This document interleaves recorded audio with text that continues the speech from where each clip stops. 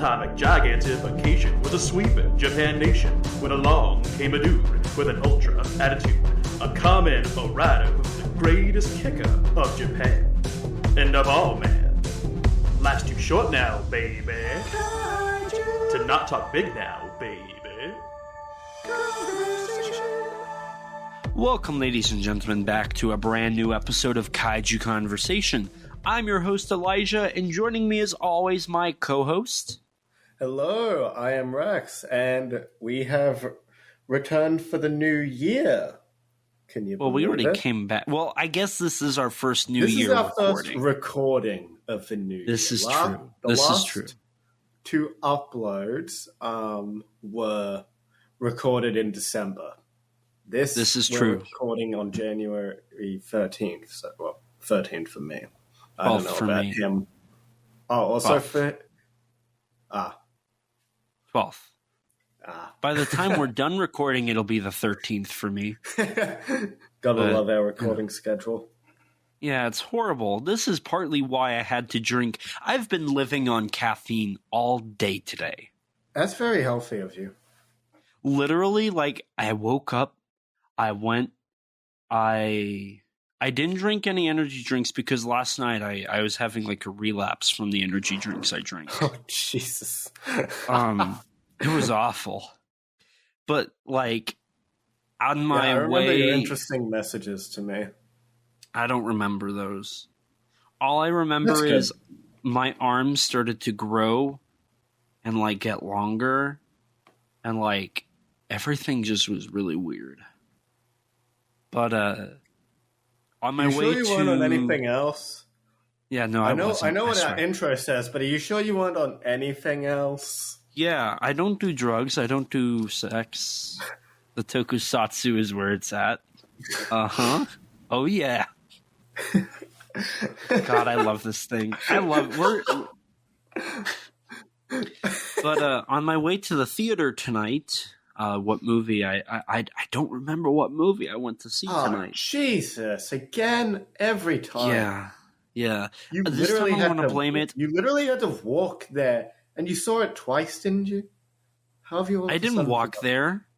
I drive. I have a car. Same difference. I spent $700 today on the thing that took me there. I wasn't asking that part. You still found some sort of transport, and that's the important point here. I was transported from point A to point B. And while transporting from point A to point B, I had to stop at point A, point 2, which was Starbucks, because I was falling asleep driving. So I got a That's Frappuccino. It's not. You could die. Yeah. So I went to Starbucks. I got a Frappuccino. That kept me going.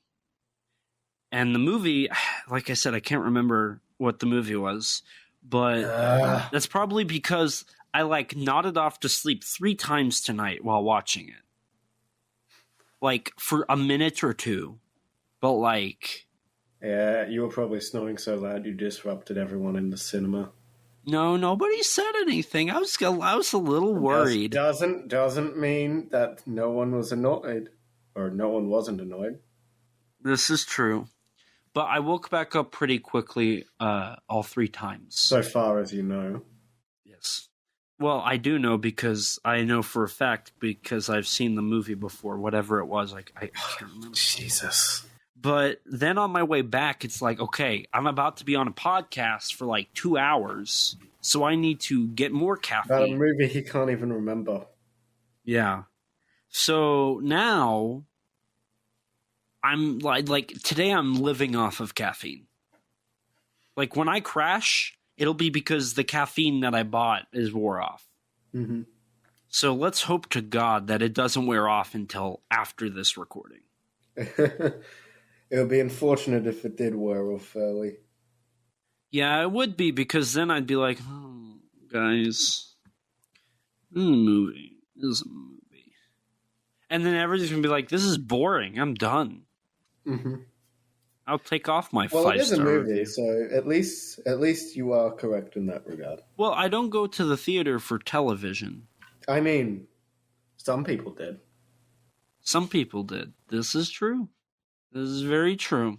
But I don't. I go to the cinema for film. Mm-hmm. And would you consider this film cinema? I don't know. I gotta remember what we're talking about. But I do know this. Mind here, Jesus. I don't remember how I got this information, but I remember seeing that Shin Ultra Fight, the miniseries that was released, wasn't it right before Shin Ultraman? After. After?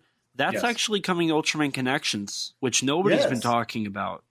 Which is very exciting because those are really funny. Well, I've never seen them, so I can't wait. And Shin Ultraman is going to be released in theaters again in the United States. Huh. And it's coming to Blu-ray and DVD. Mm. And I'm wondering if Shin Ultra Fight might be included on the Blu-ray and DVD. I heard it's a deluxe edition, so I'm hoping. What I'm most hoping for personally is some of the bonus features on the upcoming Japanese Blu-ray to hopefully get included. You know, I think they should do an Ultraman versus the Nerds bonus feature.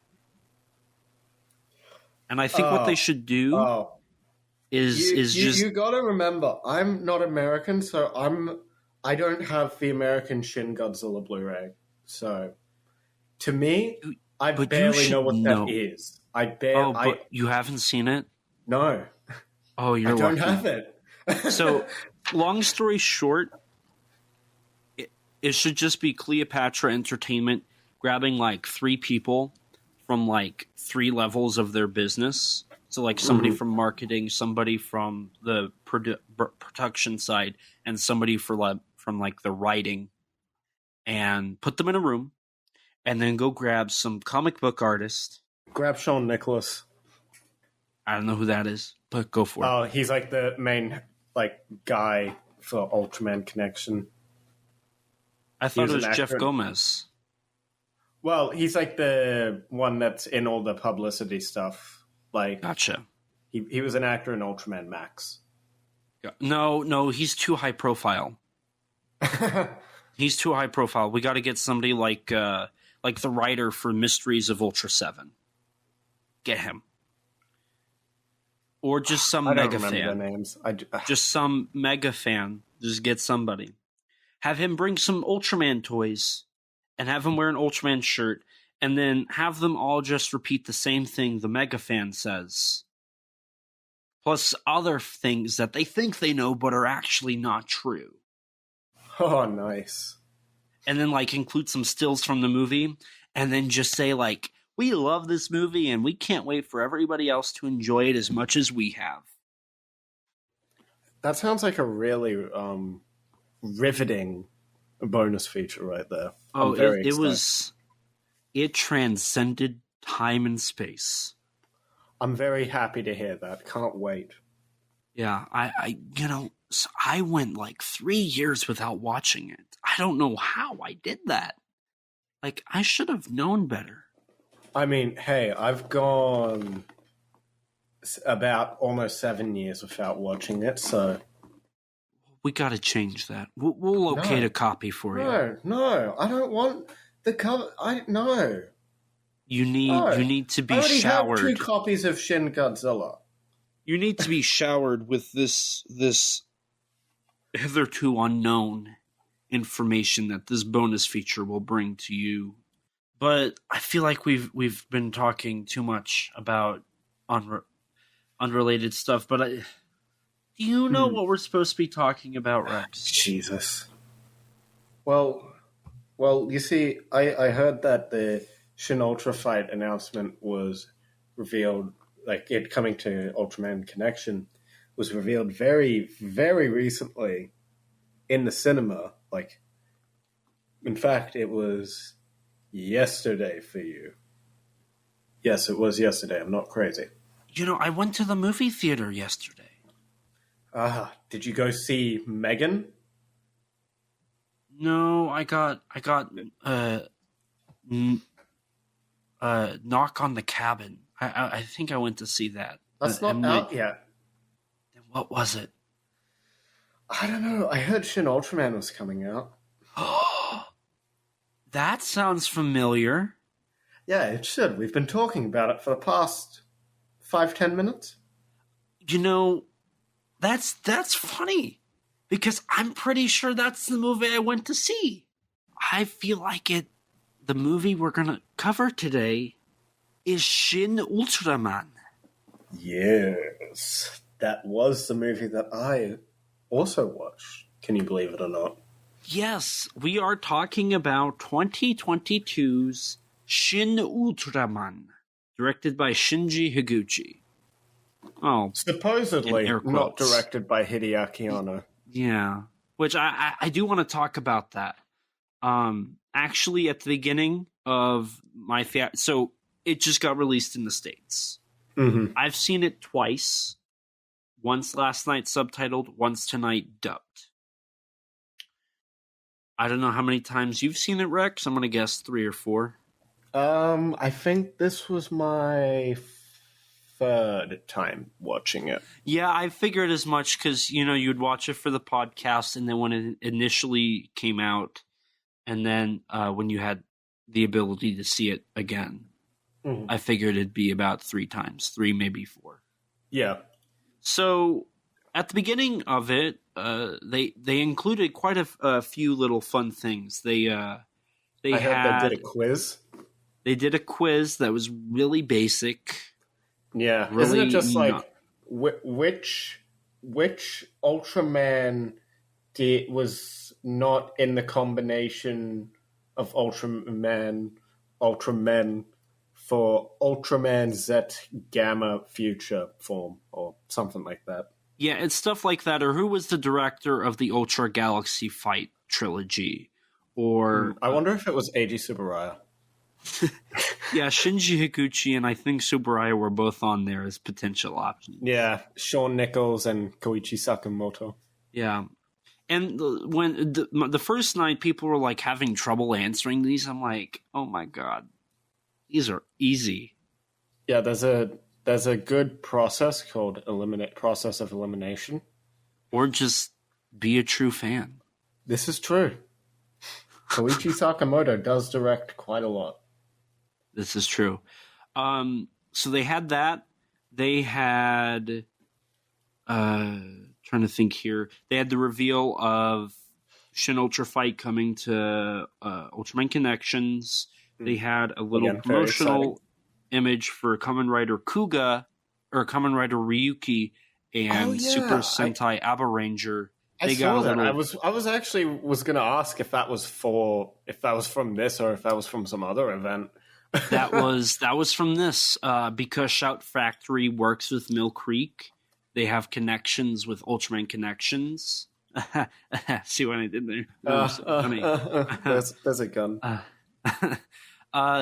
They were able to include that Tokusatsu promotional image, which was really nice. Mm-hmm. They had... So technically, you've seen Kamen Rider on the big screen. Yes, I have. They had a introduction by the main actor who plays Takumi Saito, our main character. They had an introduction by Shinji Higuchi, and I want to say there was one other thing. They did. I want to say it was just like a introduction by the voice actor for Ultraman Mebius, or actor, whichever. Really? Yeah, I think he was like, "Thanks so much, guys, for tuning in to this or watching, coming to the theater." Was he speaking in English or in Japanese? Yes, English. It's the guy that is like the spokesperson for Ultraman Connections. Oh, short hair, like dark black hair. Yes. Yes. Yeah, that's Shawn Nichols. That's not Mebius's actor. That's the one I was mentioning earlier. The guy from Ultraman Max. What did he do? Max? Okay. Yeah, he was one of the team members in Max, I think. Gotcha. So he had a little blurb. Yeah. And I want to say there might have been one other thing. It was just a bunch of tiny little things. Yeah. But in the introduction by Shinji Higuchi says he didn't have the opportunity to meet the cast. Oh. Which... Okay, so as a director, you meet the cast, right? There's behind-the-scenes footage of him with the cast. Well, in this, he's because of COVID-19, he never really he never met the cast, but they stay in touch. That's in the intro.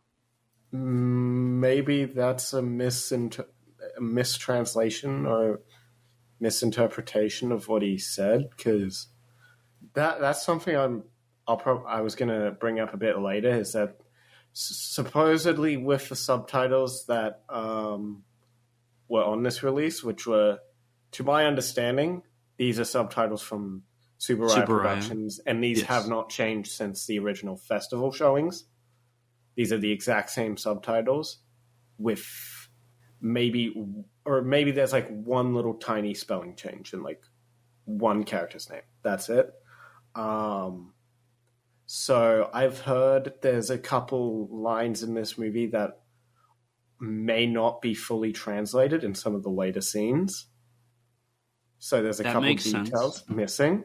So perhaps something like that's happened here as well, maybe? Okay. Because there's very clear behind-the-scenes footage of Shinji Higuchi with, Takumi Sato, Masami Nagasawa, and various other cast members in the film. Okay.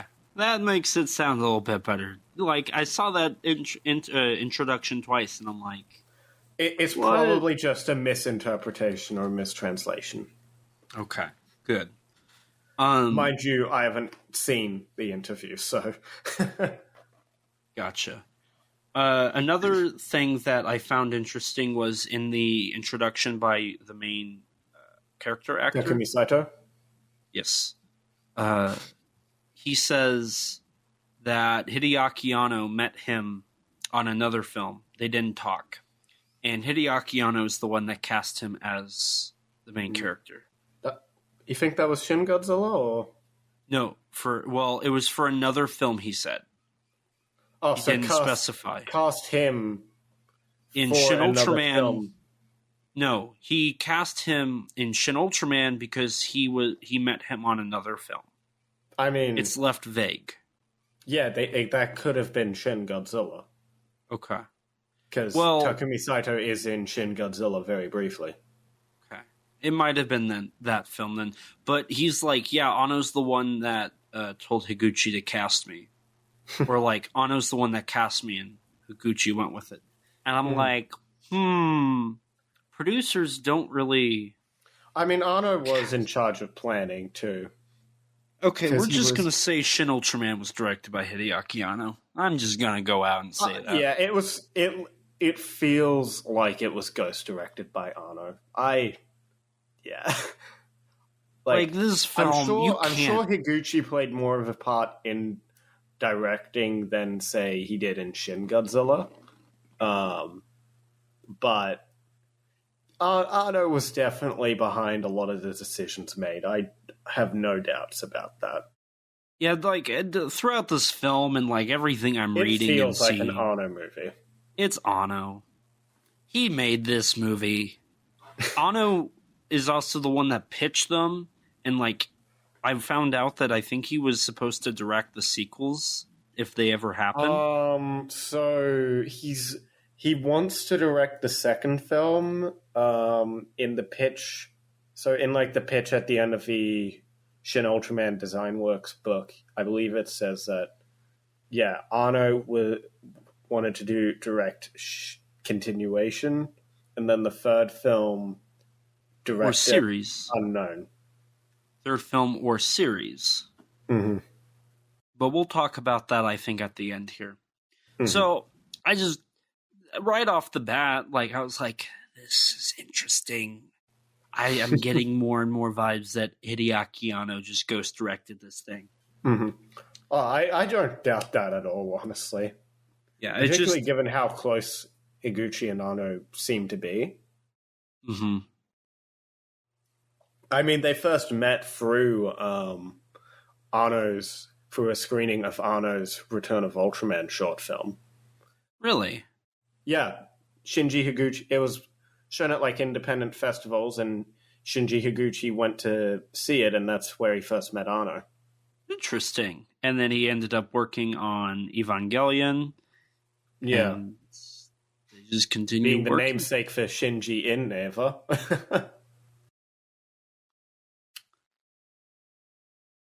Interesting. They're like best buds.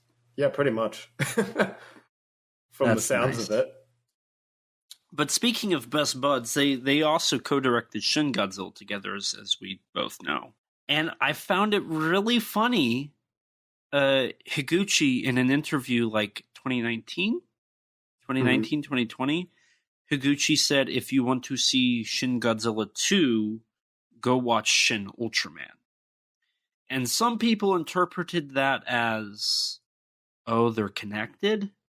And then some people took that as, well, this is like their next spiritual success. So. Yeah. I mean, there's a couple of things in this movie that can, lead people to believe either idea. Well, I took notes down, so I was just kind of going to start in like from the get-go of the film, and then I figured we would just talk through the movie and our opinions on stuff and like stuff we liked. Right off the bat, I thought the title sequence was really cool. How it was that Ultra Q like putty, and then it morphed into Shin Godzilla. That's hilarious because Ultra Q was the original predecessor to Ultraman. Yeah, and I thought it was really funny that Anno and Higuchi did that inside joke that Shin Godzilla was the spiritual predecessor to Shin Ultraman. And then from the title sequence bursts Shin Ultraman, a Tokusatsu movie. Mm-hmm. I thought that was great. I loved that. I love the Shin Godzilla joke. I love the homages from the original show. I thought it all was really cool. I remember when the pictures of that leaked as well. Oh, yes. I wish I could have had Gomez, like, revealed to me first, like, then and there. Because I thought that was funny, but I'm going to be honest, I was kind of upset with the whole epilogue.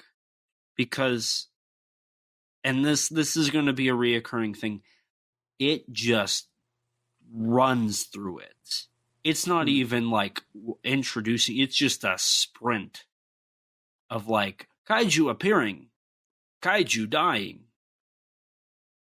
And just, it is the fastest like introduction I've ever seen. Mm-hmm. It's cool to see the Ultra Q, kaiju it's really cool to see like Gomez, another great Shin Godzilla in-joke as well, featuring a modified Shin Godzilla CGI model. I remember when the theater pamphlet, the day the movie came out, the theater pamphlet photos started appearing online, and everyone went crazy about that. Right. And I agree with you that I wish it wasn't spoiled for me, but frankly, there was no way I was going to be able to avoid it, unfortunately. Yeah. So, what my first criticism in this film is the intro being so fast. What's your take on that? Do you agree? Like, I disagree with that because, like, I don't know. I know a lot of people had an issue with in Shin Godzilla where everything went by so fast, and I can see why people take issue with it. It's not an issue for me. I don't know. I don't mind it. I like getting all the like context of the world out of the way quickly. It's some good, very quick world building and sets us up for where we are. This film is an hour and 52 minutes. I'd say very little of the time in this film is really wasted. Okay. Mm-hmm. And it does also help make this feel, sort of in line with the style of Shin Godzilla and how that was edited. Yeah, in that regards, it like we said, it feels like an Ono film. The Ono editing is very present. Mm-hmm. I don't like. I mean, you have the Onoisms of the text on the screen, the editing, the camera, the use of the camera is very much Ono inspired as well. Mm-hmm. Which is in turn inspired by Ultraman director Akio Jisoji. Mm-hmm. Which is a deep cut, which I really like that you pointed that out, because that's very true. I mean, Ano's entire visual style is very heavily Jisoji influenced. Mm-hmm. Just particularly, I'm gonna just quickly talk about a scene that's slightly after this, but when Asami is introduced, and yes, we had a lot, and in that SSP room you get a lot of camera intricate shots, intricate camera angles, in a very unusual positions, in relation to how the camera's usually behind heads in a certain way. It is very Akio Jisoji. If you look at something like the infamous Ultra 7 band episode, you can see a lot of that style of shooting in there. Mm-hmm. Another example, this wasn't him, but Ishiro Honda, his cinematographer for Destroy Monsters. His name escapes me, but he worked with Honda on a few things. Hajime Koizumi? Or? It might. Honda worked with 2 cinematographers. Yeah, there's 2 or 3 he worked with. I know Koizumi is on a fair bit of the Toho Godzilla series. But his work on Destroy Monsters especially utilized the interesting camera angles of you see the heads through through objects. Through objects, yes. Mm-hmm. Which is a style I absolutely adore. Mm-hmm. But I think the thing that Shinya Tsukamoto does a lot of the extreme angles as well. We even saw, going back, we mentioned some of the camera angles in Matango that utilize those extreme wide angle shots. And that's Ano's entire style, like you said, that he lives on the edge. If it's not on the edge of the frame, then it's not Ano. Mm-hmm. So he lives to look at the rules of cinematography and mess around with them, break them here and there a lot. Yeah, which I mean, I think it's fair. But I also think it works a lot of the time. It works, but I also, because one of my notes is the cinematography is great in this movie. I think they outdo themselves in cinematography. Oh, absolutely. The film looks brilliant in terms of how it's shot. There's a couple things I have to critique with the look, but I'll save that for a little later. Yeah. When we talk about a certain other character. But for me, at least, one of the issues I have with the Ano cinematography is it feels like a bulk of the screen is almost unusable because Ano doesn't like to utilize the entirety of the screen. Mm-hmm. He likes to make very interesting camera angles, but eventually it just becomes that. And specifically when you're just watching his stuff, I think that gets a little bland. Now, like if you go from that to like Godzilla versus Kong, where it's very basic with its setup and its cinematography, it becomes more visually interesting. But when, like, if you watched Shin Godzilla and Shin Ultraman back to back, I feel like it would be a little. They would work. They would flow well together, but I feel like that appreciation of the Shin Ultraman cinematography would go down just a little bit because it's not abstract anymore. Does that make sense? A little. I don't know. I mean, I don't know. Like, watching something like made by a lot of movies or whatever made by a certain director with a very particular style, like in a row, obviously, you're going to see that style is not going to stand out as much because it's all that you're taking in. Right. You're not taking in any other kinds of visual styles. But so, like, obviously.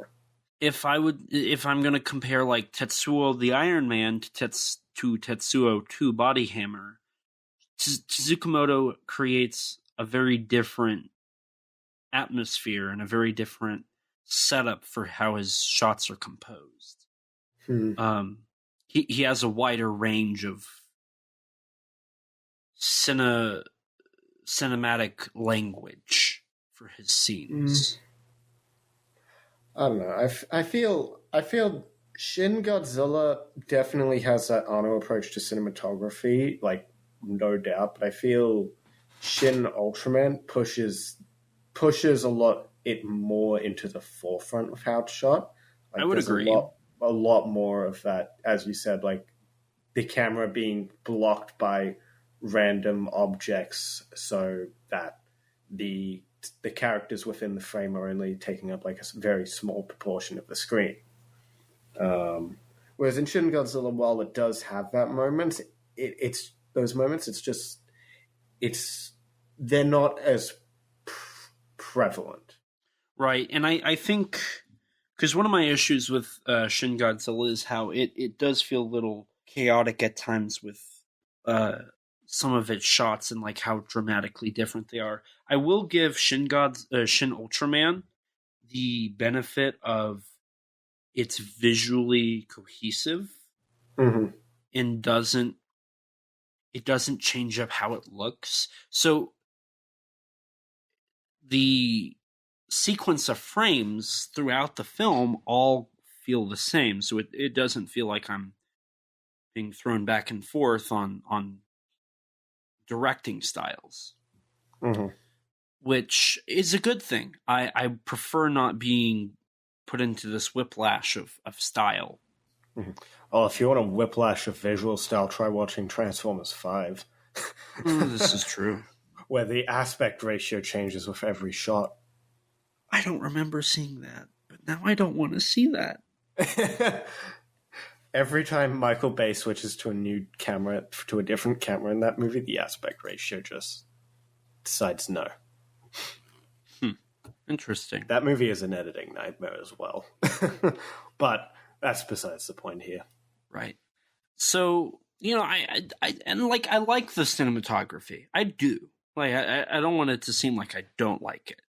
I just think, because I'll be honest, you're never gonna let me live this down. My most recent short film that I shot, there is a small clip in it where I have an actor walking up some steps to a door. The door is in the top right-hand corner. The camera is like, I tried to do a little bit of that Annoism with the extreme angle. I was thinking more to Tsukamoto, but Anno as well does it. Because it does create what I appreciate about this style of cinematography is it creates this sense of there are no boundaries for the camera. It can, like, Anno especially utilizes as much as that frame as he can, that it does feel like the movie is bigger than just the 16.9 or the 1. Is it 135:1? I don't remember the exact aspect ratio figure for this aspect ratio, but it does feel like it's greater than just that. Mm-hmm. Which I appreciate that. One of my favorite aspect ratios is Toho scope. I'm trying to remember what that one is. It's very wide. It's very wide. Yeah. I love that. I wish we had more movies in that aspect ratio. And even though Shin Ultraman is not in that aspect ratio, it tries to be as wide as possible. Yeah. Which is something I will always appreciate and take. I feel like we just spent like 15 minutes on just the cinematography. I mean, it's a Shinji Higuchi film, but there was definitely another individual making a couple decisions here and there. Right. And going back to kind of get us back on track here, moving past that Ultra Q. Oh, we never established spoiler warning. I just realized that. Oh, well, these things happen. For anybody, spoiler warning. We're just going to talk about the movie. Yeah, we already told you about Gomez, but hopefully you already knew about that, maybe. Probably. Yeah. If you're on the internet, you probably know. If you know about this movie, and you listen to this podcast, you've probably either seen it or know about Gomez. Yeah. I wanted to jump into the first piece of the film, which is Naranga. Okay. Yes. Naranga looks great. I love his design. He does. Watching it a second time, I was like, man, this is actually a really good, update. Oh, yeah, no, definitely. He's probably my favorite of the redesigns in the film. Mm-hmm. There's one that could have been really close, but there's just one massive issue that I'm going to get into later. I'm interested in hearing I think you can guess what it is, but yeah, no, Naranga looks great. I mean, there's some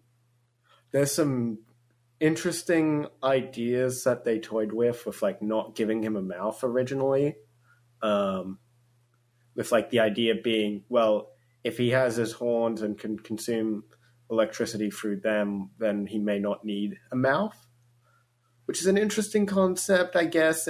Some of the concept art is kind of cool, but I prefer this design. For the final film, I think this is a brilliant update for Naranga that keeps a lot of the spirit of Tom Narita's artwork and also the original suit as well. Since the horns, I don't believe were on the art. Yeah, no, it looks absolutely brilliant. And I even like how they give him weight. He does feel like kind of this sluggish, and overweight. He's got a bit of personality too. Mm-hmm. I was really surprised by how well Naranga was done in this. I will say there's compositing issues with Naranga CGI at points. Yeah, but that the thing is, I can forgive most of the CG issues with this film when you consider the budget being lower than Shin Godzilla, and B, this film has more visual effects shots than Shin Godzilla. Right. Now, it's a considerable increase. Here's the thing. In the Naranga stuff specifically, there's only 2 or 3 CG shots I think look actually bad. Mm-hmm. The rest, I think, look good for a Ultraman product. I'm going to be honest. Yeah, I'd agree with you. There's definitely some bad-looking shots here, but I think overall, the movie looks mostly pretty good. I think it's going to age. I think it's at risk of aging the worst of like this Shin Godzilla, Shin Evangelion, Shin Ultraman, Shin Kamen Rider, Shin Japan Heroes thing. I think so far this one is looking like it'll probably age the worst visually. But I still think for that, it still looks pretty decent. Yeah, and like I'm trying to stay on Naranga because I have opinions on each special effects sequence. Mm-hmm. The thing about Ultraman is this is Shin Ultraman, so I'm gonna base it off of the original show. I know that stuff like Ultraman Nexus or Ultra Q, the movie, like there's Ultraman stuff out there that is really good, like really good visual effects and physical effects. Yeah. The original Ultraman is not on par with Godzilla. I'm just going to be honest here. It's not on par. It's obvious it's cheaper. Ultra Q looks better. Mm-hmm. But I mean, even then, they still had to reuse some stock footage from Rodan in an episode or two because A.G. Tsuburaya himself wasn't happy with what his crew had put together for one of the destruction scenes. Mm-hmm. With the Kaiju Larugus, the big bird that appears at the beginning of Shin Ultraman. Yes. In Ultra Q specifically, right? Yeah. It's during the Ultra Q prologue bit of Shin Ultraman. Yeah. Which I didn't care for that design, I'm going to be honest. I was like, ooh, that's kind of ugly. It looks awful, too. I wasn't a big fan of it, but it's whatever. That's an example of bad CG, too. I think that just looks horrible in the film. Supposedly, that model might have been designed by Anno himself. Supposedly. I'm not quite sure. Honestly, at this point, I feel like Anno might have just done one of everything. From what I understand, Anno was less hands-on with this film because he was too busy to be the full-time director, but was as hands-on as he possibly could be. That's my impression of what happened. He was like, I'm not going to take credit, but I'm going to fanboy over this and do everything. I'm going to play Ultraman. And he did. In this scene, too. Oh, this was Ultraman in this right here? So when he uses the Specium Ray, that's Anno. That's Anno's motion capture. Because there's behind-the-scenes footage of him doing those movements. Interesting. Well, that's good to know, because I was curious on what part of this film that Anno worked on the motion capture for. I'm not sure about any other scenes, but I just know this part Anno definitely was the mocap actor for. Gotcha. But I thought throughout this sequence, Naranga looked great. When he attacks the power station, I think that's an example of him not looking good, but that's because the animation is way too fast. It's too fluid? Not fluid. I'd say that it's the opposite. It looks almost like I can't think of a better word. So the word that's just coming to my mind is jolty. Choppy? Choppy, I guess, because he's going. It looks like he's going from key pose to key pose. Yes, rather than a natural movement. Yes, and I didn't like that. Specifically, that scene I thought was the worst of the Naranga sequences. I think a couple of the shots afterwards look fine. It's just that first shot of him hitting the power plant that was where it was most noticeable. Mm-hmm. And I love his invisibility in this. I think it's great. And they changed it up from the original because he goes invisible after powering up in the original. But in this one, they reverse it, which I think is a cool, change. I think that's interesting that when he powers up, he's not invisible. Mm-hmm. And that when he's invisible, he's basically immune to anything shot at him. Mm-hmm. Until he isn't. Right? And this is also where we're introduced to our main characters, the SSSP. I'm going to call them the Science Patrol. I don't feel like saying that in this film, but it's the same thing. Yeah. The Super Special Science Patrol. That's what I'm Super Special Science Patrol. The SSSP. So we're introduced to them. We have our nerd. All but one, at least. All but one, yeah. Yeah. We have our leader. We have our nerd. We have our strategist. Shinji. And then Shinji. No, Shinji's the strategist. The girl is the, Yumi, I think her name is. She's a biologist. Okay, so our nerd, biologist, leader, and strategist. Okay. Yeah.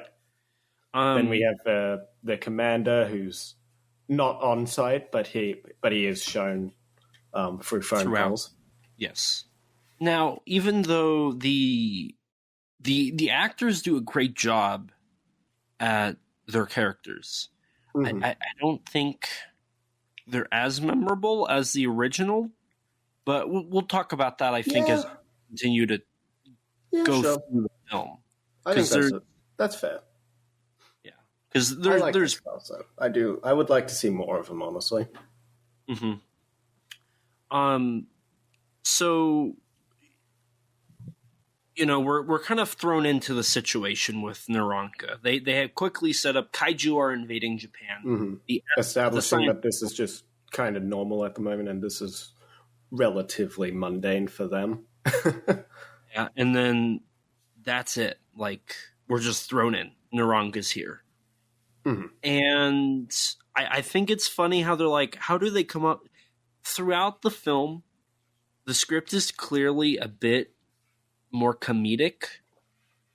Oh, definitely. than like Godzilla, with lines like, where do they come up with these names? And they just say, just whatever works. Yeah, whatever the DP minister, the DPA minister comes up with or likes to hear. Yeah, it's like whatever the minister... Whatever gets suggested to him and that he likes. And there's a little payoff to that when Asami names Ultraman, and he's like, Ultraman, I like that. Yeah, exactly. So, there's funny stuff like that because... I always thought it was weird in like the original Ultraman shows, especially where they're like, "Oh, Bemuller. Well, where did that name come from? That's just his name." Or like, "Oh, the kids named him Gabadon." Or Gasura's this legend in the ocean, and like it just so happens that there's names for him. Mm-hmm. And I mean, again, this sort of continuing, sort of similar to Shin Godzilla, how that has a whole scene dedicated to, Godzilla's name. Mm-hmm. There's even a reference to the development of the names for the kaiju from Shin Godzilla in Shin Ultraman, where they call Gomez giant unidentified life form. Oh, yeah, that's right. Which is a cool little nod. And then they're like, and then they became kaiju. Which I like that. I think that's really cool. Yeah. I mean, Anno made it a point to not use the word kaiju in Shin Godzilla in a script at all. So I feel like specifically at the beginning, we expect these characters to know what they're doing. Mm-hmm. And we're shown that because they're just like throwing, like they're really good. They're really good at their job. Which is it's a little bit like what we see in all Ultraman shows. It's like, yeah, the team knows what they're doing. Usually. Usually. There's some cases you could argue perhaps not. Like Ultraman Leo, where they all just die. I haven't seen that. Oh. Spoilers. Look, man, it's been out for like decades. Okay. I haven't seen it. I'm obviously the most important person here. You can think that.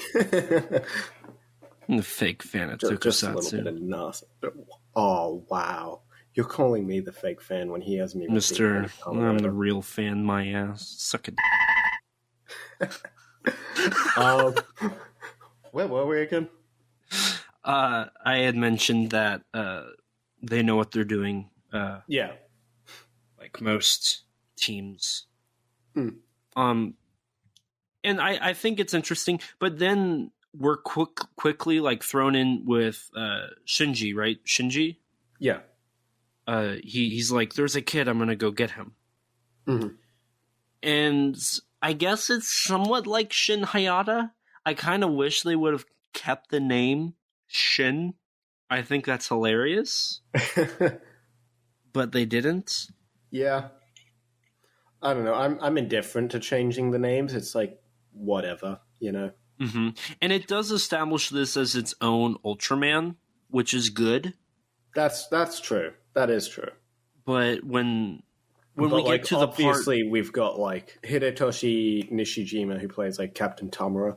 Obviously, he's meant to be Akiko Kobayashi's Captain Muramatsu from the original, you know?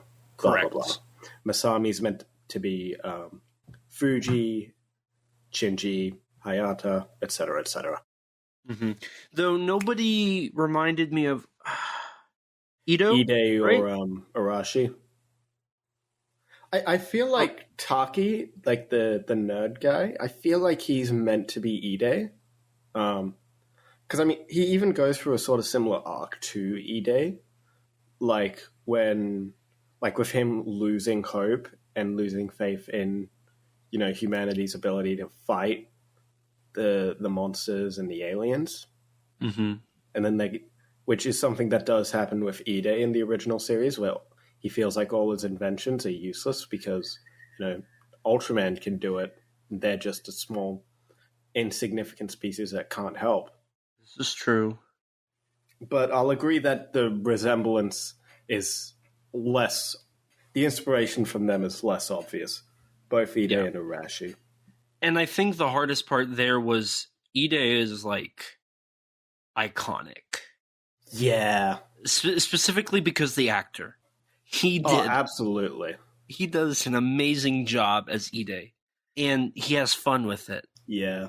R.I.P. to him, though, seriously. I was going to say, he passed away this year, was it not? Or this last year? Last year, I believe, yeah. I think Arashi's actor might still be alive, alongside Fuji and Hayata's. Yeah. Yeah, because every Ultraman host is still alive. Huh. I feel like there's one that isn't, but I could be wrong. I feel like they're all... I know all the Showa ones are still alive. I thought Taro was dead, but maybe that's just because they replaced the actor. I don't remember. Did? But I didn't know that. In like modern shows, they don't use his voice actor. Huh. Interesting. Now, while we're talking about the cast, obviously Ben Furuya comes back to do motion capture for Ultraman, and Hideaki Anno comes back technically and does motion capture. It's the return of Ultraman, you could say. So funny, so funny. Do you want my gun? Don't quit your day job. Do you want my gun? Was there any other actor in the film that was like alumni Ultraman? Not that I could tell. There's no specifically Ultraman alumni. There's some Shin Godzilla alumni in the cast with, you know, obviously Takumi Saito and what's the actor's name? He's like he's the guy that supports Rando Yaguchi in Shin Godzilla. Yes. And he plays a government man in this. Him being a notable character in the second half of the film.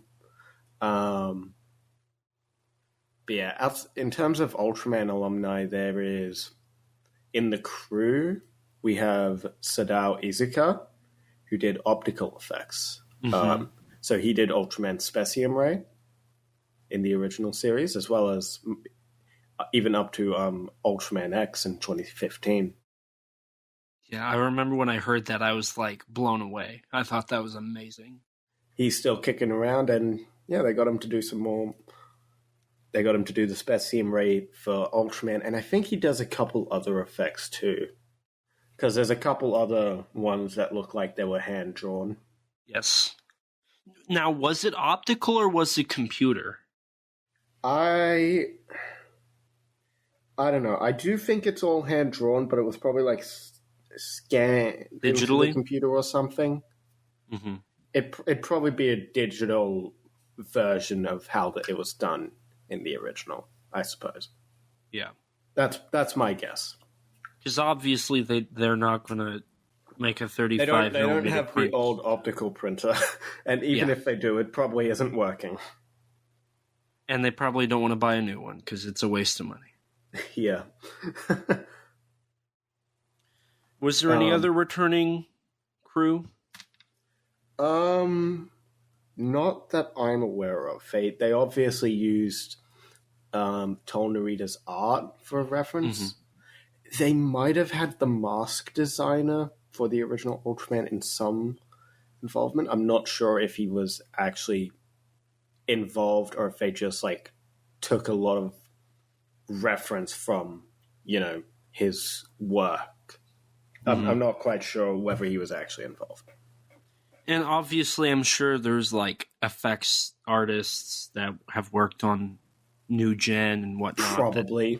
The Super Raya crew. The Super Raya crew. I mean, we had, almost definitely. I mean, we probably had a suit actor or two involved because, like, for Naronga and also the kaiju that appears after this, Gabora, they actually used a Naronga suit from New Generation Ultraman. Yeah, didn't they scan suits? Yes, they used the suits for motion capture, and in the case of Gabora, they put like a thing, like a thing that was meant to replicate his drill head on top of the Naronga suit. Oh, interesting. There's a funny little picture of it. So, okay. I guess we can get back on track here a bit. Technically, this is more like Tokusatsu than Shin Godzilla, since, traditional kaiju Tokusatsu, given they actually use suits. This is true. So, getting back on track here, I did think it was a little jarring in this one how Shinji dies. Because it's like, his head got hit by a rock. Blink and you'll miss it. Wait, did he get hit in the head with a rock? Yes. I didn't notice the rock hitting him. I just thought like he got killed by the shockwave. I mean, I guess there's it like technically a white did if a rock hit him. Yeah, there's like this white thing that just hits him in the head. Oh, I might remember that. I might remember him like reacting to it. I just don't. And then like it cuts away, and then it's Ultraman's here. Mm-hmm. So I felt like his death was a little jarring. Mm-hmm. And I'm still confused by the completely white Ultraman, completely silver Ultraman. So I think the idea with that is like when he when he merges with Shinji, he gains the red and later green color for when he's losing power. That's weird. I don't know. There's some ideas in this that just I don't understand. I don't think it needs to be that logic for that, having like a slightly differently looking Ultraman at the beginning before he's merged. I think it's just like, that's fine, Yeah. I guess. I don't know. It was kind of weird for me. But I think you're just pedantic. Maybe. I will say this, though. Ultraman is overpowered. Like, he comes in, and, like, his Specium Ray is like, oh my god, that thing, like, Noronga destroys the mountainside. Like, we brought back the brutal deaths of the Showa era.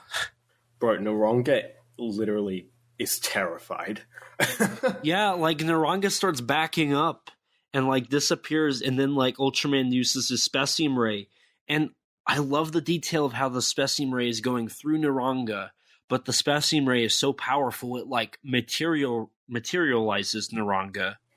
Mm-hmm. And then Noronga's just like, oh, crap. And then, boom. He's gone. Mm. And then the sparks afterwards, like when he stopped firing the ray, I think those were really cool. Mm-hmm. Apparently, from the looks of so like there's a sketchbook from Shinji Higuchi. It looks like we were actually supposed to get a slightly longer fight between Ultraman and Noronga, interestingly enough. But I wished, and I'm just going to establish this now. I don't like how short every fight is in this film. Oh yeah, they are very short. Even the best fights in the movie, like it feels like they begin and end. I don't think any of them are bad. I actually really like them all, but I'll admit I would have liked them to be a tad longer if possible. I like most of the fights. This one I liked. I enjoyed Noronga's personality, and you kind of end up feeling bad for Noronga because he kind of gives me puppy dog vibes at the end. Yeah. I mean, it is a kaiju made out of Baragon, so... This is... that is true. That is very true. And I loved how they brought back the old sound effects, but are they in stereo? Or are they still mono? I don't know. I don't know. I know the music is on new recordings. I have in here, I love this score. I put that in my notes. The score in this is great. Oh, absolutely. And it's used, it's used surprisingly sparingly, I noticed on rewatch. Because there were a lot of scenes that it's just the characters talking without any music. But yeah, no, the re-recorded soundtracks from I think it was the London Symphony, I forget what they're called. Yes. Where they did the Ultra Q and Ultraman themes. Those sound absolutely brilliant. Mm-hmm. Like this scene, we've got a lot of themes from like the original Bulton episode.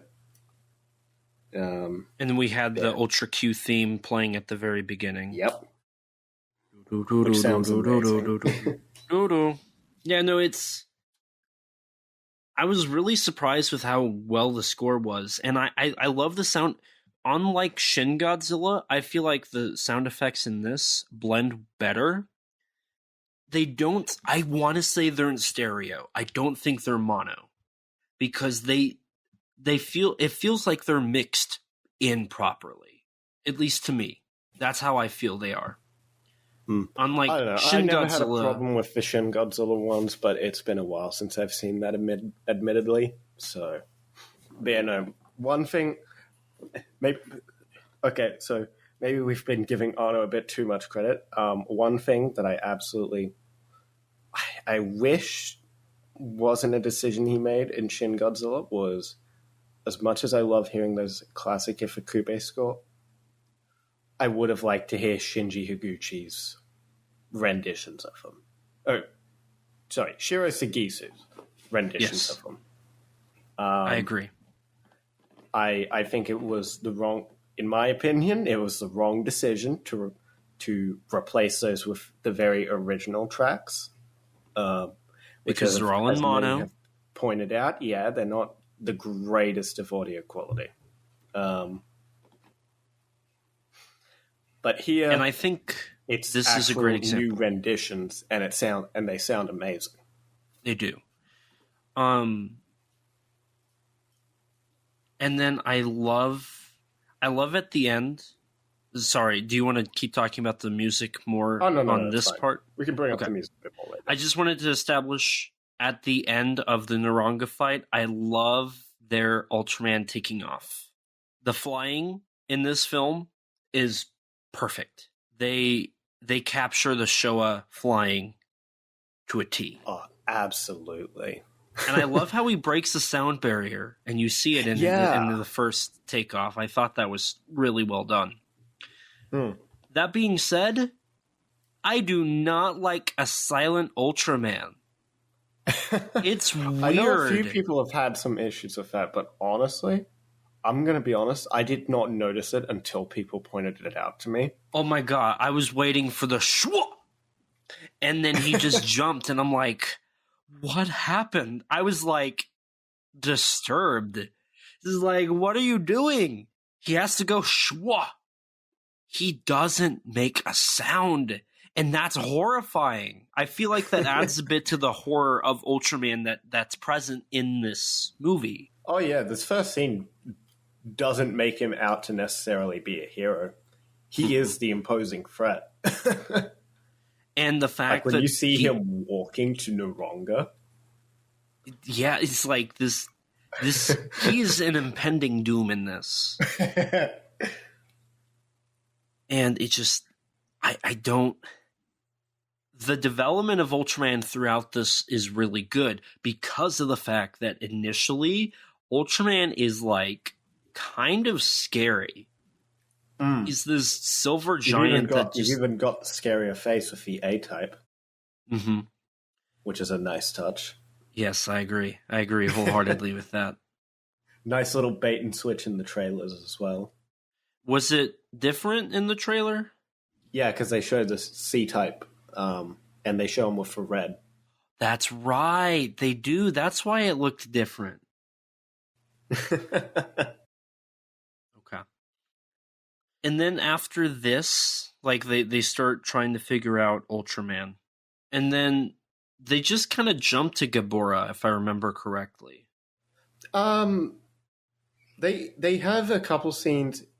They have a scene introducing that's right, Masami Nagasawa's character, Asami. And another new rendition of Shin Godzilla's Early Morning from Tokyo. Yes, I thought that was, and it works so well in this movie. It does. It sounds really nice. I actually like it more here than in Shin. Yeah, I hate it in Shin Godzilla. I hate it in Shin Godzilla. It does not fit in that film at all. But I think that whole soundtrack just doesn't fit. You're wrong, but whatever. But in this, I'm like, this is perfect. This works. This is nice.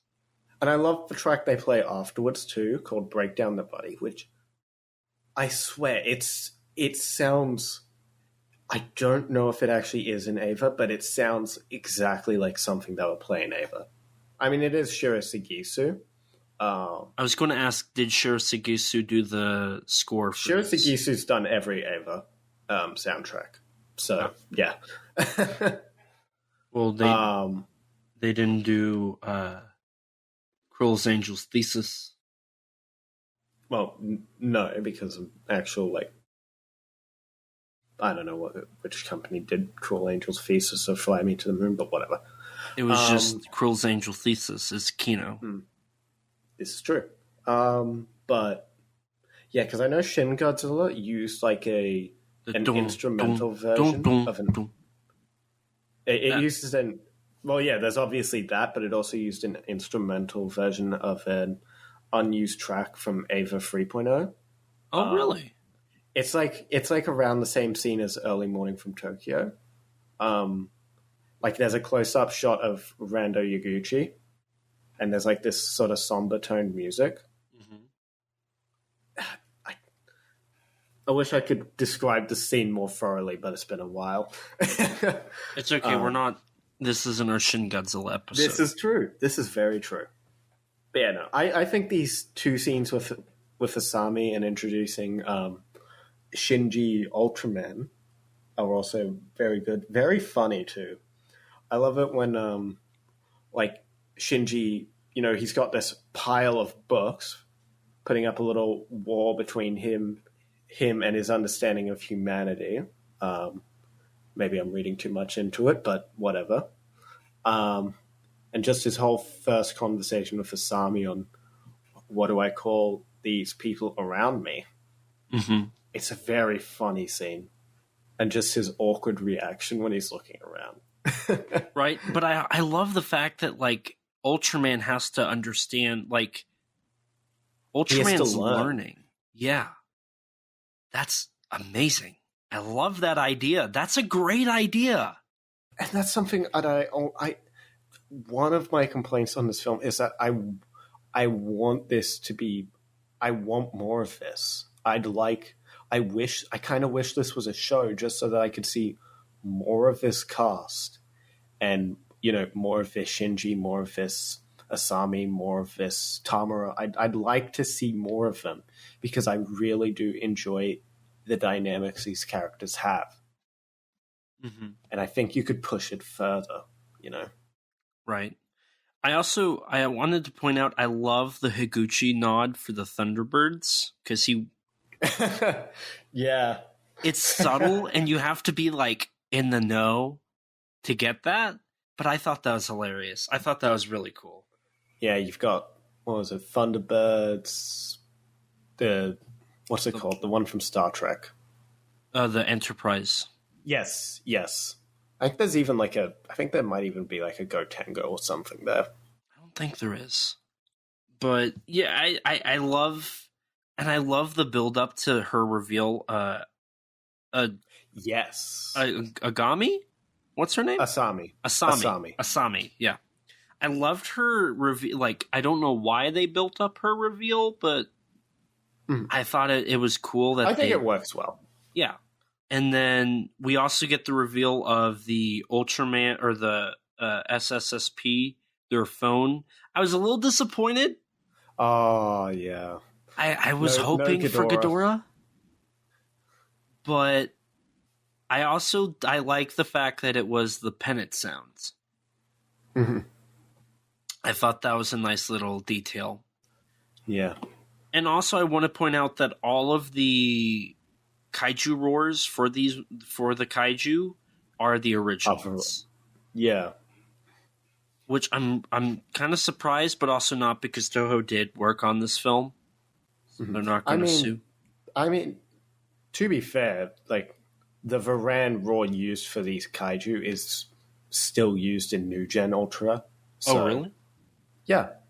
I mean, even some of the later Ultra series, like, that were produced after, like, Subaraya had fully split with Toho, because they split in, like, sometime in the 90s. So, like, Ultraman Nexus, you can still hear, like, some Ibara roars. You can hear Mechagodzilla 2's roar with certain kaiju, etc., etc. Okay. Interesting. Yeah. So that's not really surprising, to be honest. Okay. Well, see, I haven't explored past, like, episode 5 of Ultraman 80. You're not a true fan.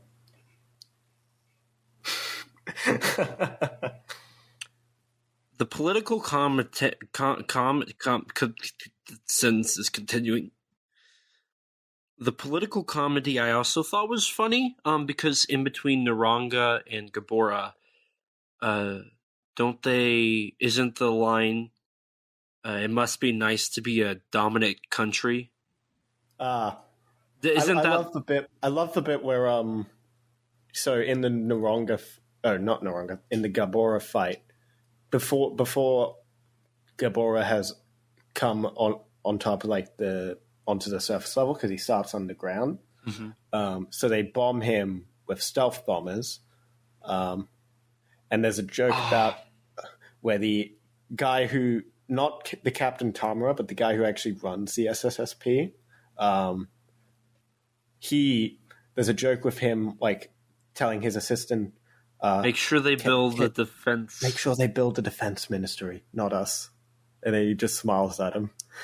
There's a lot of, that's one of my favorite lines in the film. The comedy in this film I thought is pretty decent. It's pretty on point at certain parts. Mm-hmm. It, in one way, kind of bashes, like, it must be nice to be a dominant country. Like, the fact that, like, that little jab, I think it's funny.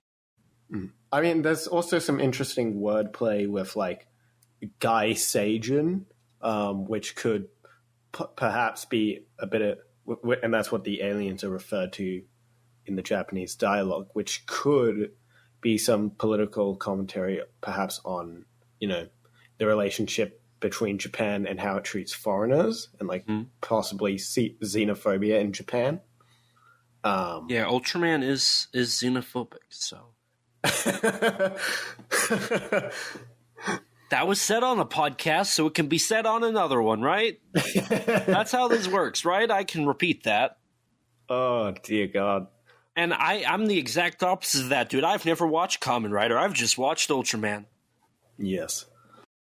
I'm not actually meaning that. I just wanted to make that reference. Yeah. So, and again, that's another thing, continuing from Shin Godzilla. We've got this sort of political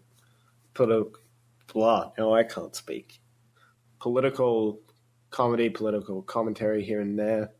It's definitely not as prevalent as it was in Shin Godzilla by any means. I think it does something better than Shin Godzilla in that regard.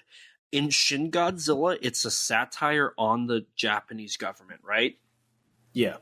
But you have lines like, "My noodles are soggy. I knew taking this job would be difficult." I hate that line. I think it's really left field. It's the quirky comedy like that I can't stand in Shin Godzilla. There's not a lot of it, but what there is, I'm not a fan of. But in Shin Ultraman, I don't know if it's winking at the camera per se, but it knows what it is, and I think it tries to run with it. Mm-hmm. I mean, I think it also works better tonally with this too. I agree. Because since this is Ultraman, it's a lot more lighter, whereas Shin Godzilla, I wouldn't quite call it a dark film, but it does have its dark moments, I'd say. Right. Particularly when Godzilla shows up, there is this, not ominous, boding. He's very imposing. Let's say. But there's also another thing is how self-aware. I feel like that term is overused now, but definitely the fact that they establish kaiju only appear in Japan for some reason. Mm-hmm. I mean, there's a lot of other little things like that, is Ultraman clothed or not? Mm-hmm. And I like how they're little lines, and they don't linger on them. They say it, and they little move on. Force that would be, someone would wonder. And you've got so Noronga and Gabora appear in this, right? Yeah. I know what you're about to mention. Ultraman, were portrayed with a modified Baragon suit. Now, during the Ultra Q section, the prologue, we get a brief appearance from Pagos, a kaiju from Ultra Q that was the first of the kaiju to be modified from the Baragon suit. And they acknowledge it. A couple lines in the film where they're like, yeah, they are very similar to each other in appearance and in biology. Yes, and I love that. It's a wink at the camera in a way, and it's a reference to Baragon. I love that. Mm-hmm. I thought that good. It would have been a good cost-cutting method had it actually saved them more time and money, right? Which it only did for Pagos. Yeah, I think though we should move into the Gaborath because we're basically tiptoeing into it. Mm-hmm.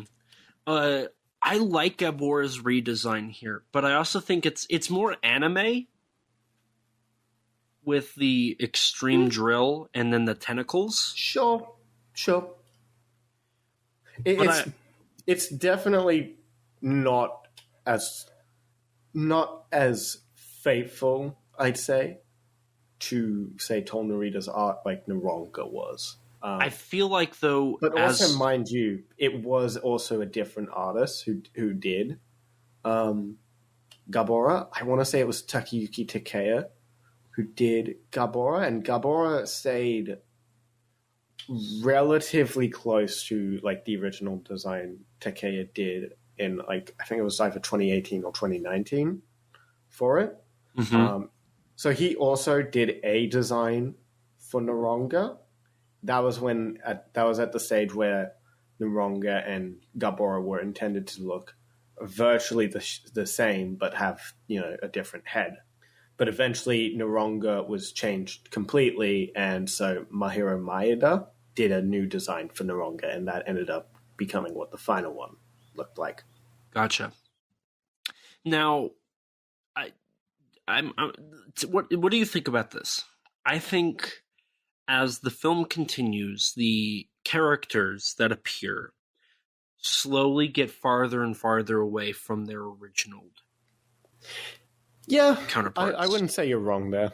They're the last two characters who appear, like the last two enemy characters that appear in this film, I was actually surprised by their redesigns.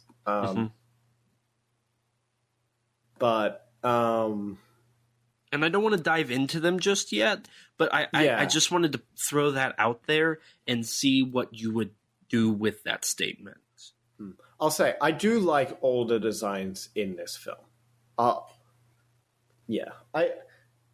have some issues with them, but even the ones where I took issue with them initially, I in the context of a film, I think it does work. Okay. I have some opinions on that, but I don't want to dive into it. Yeah. It's hard to say without talking about those specific characters. But we definitely will as we continue to go here. I think Ghidorah? Oh boy, Gabora. Ghidorah's in this Ultraman film? When are we getting the Zone Fighter crossover?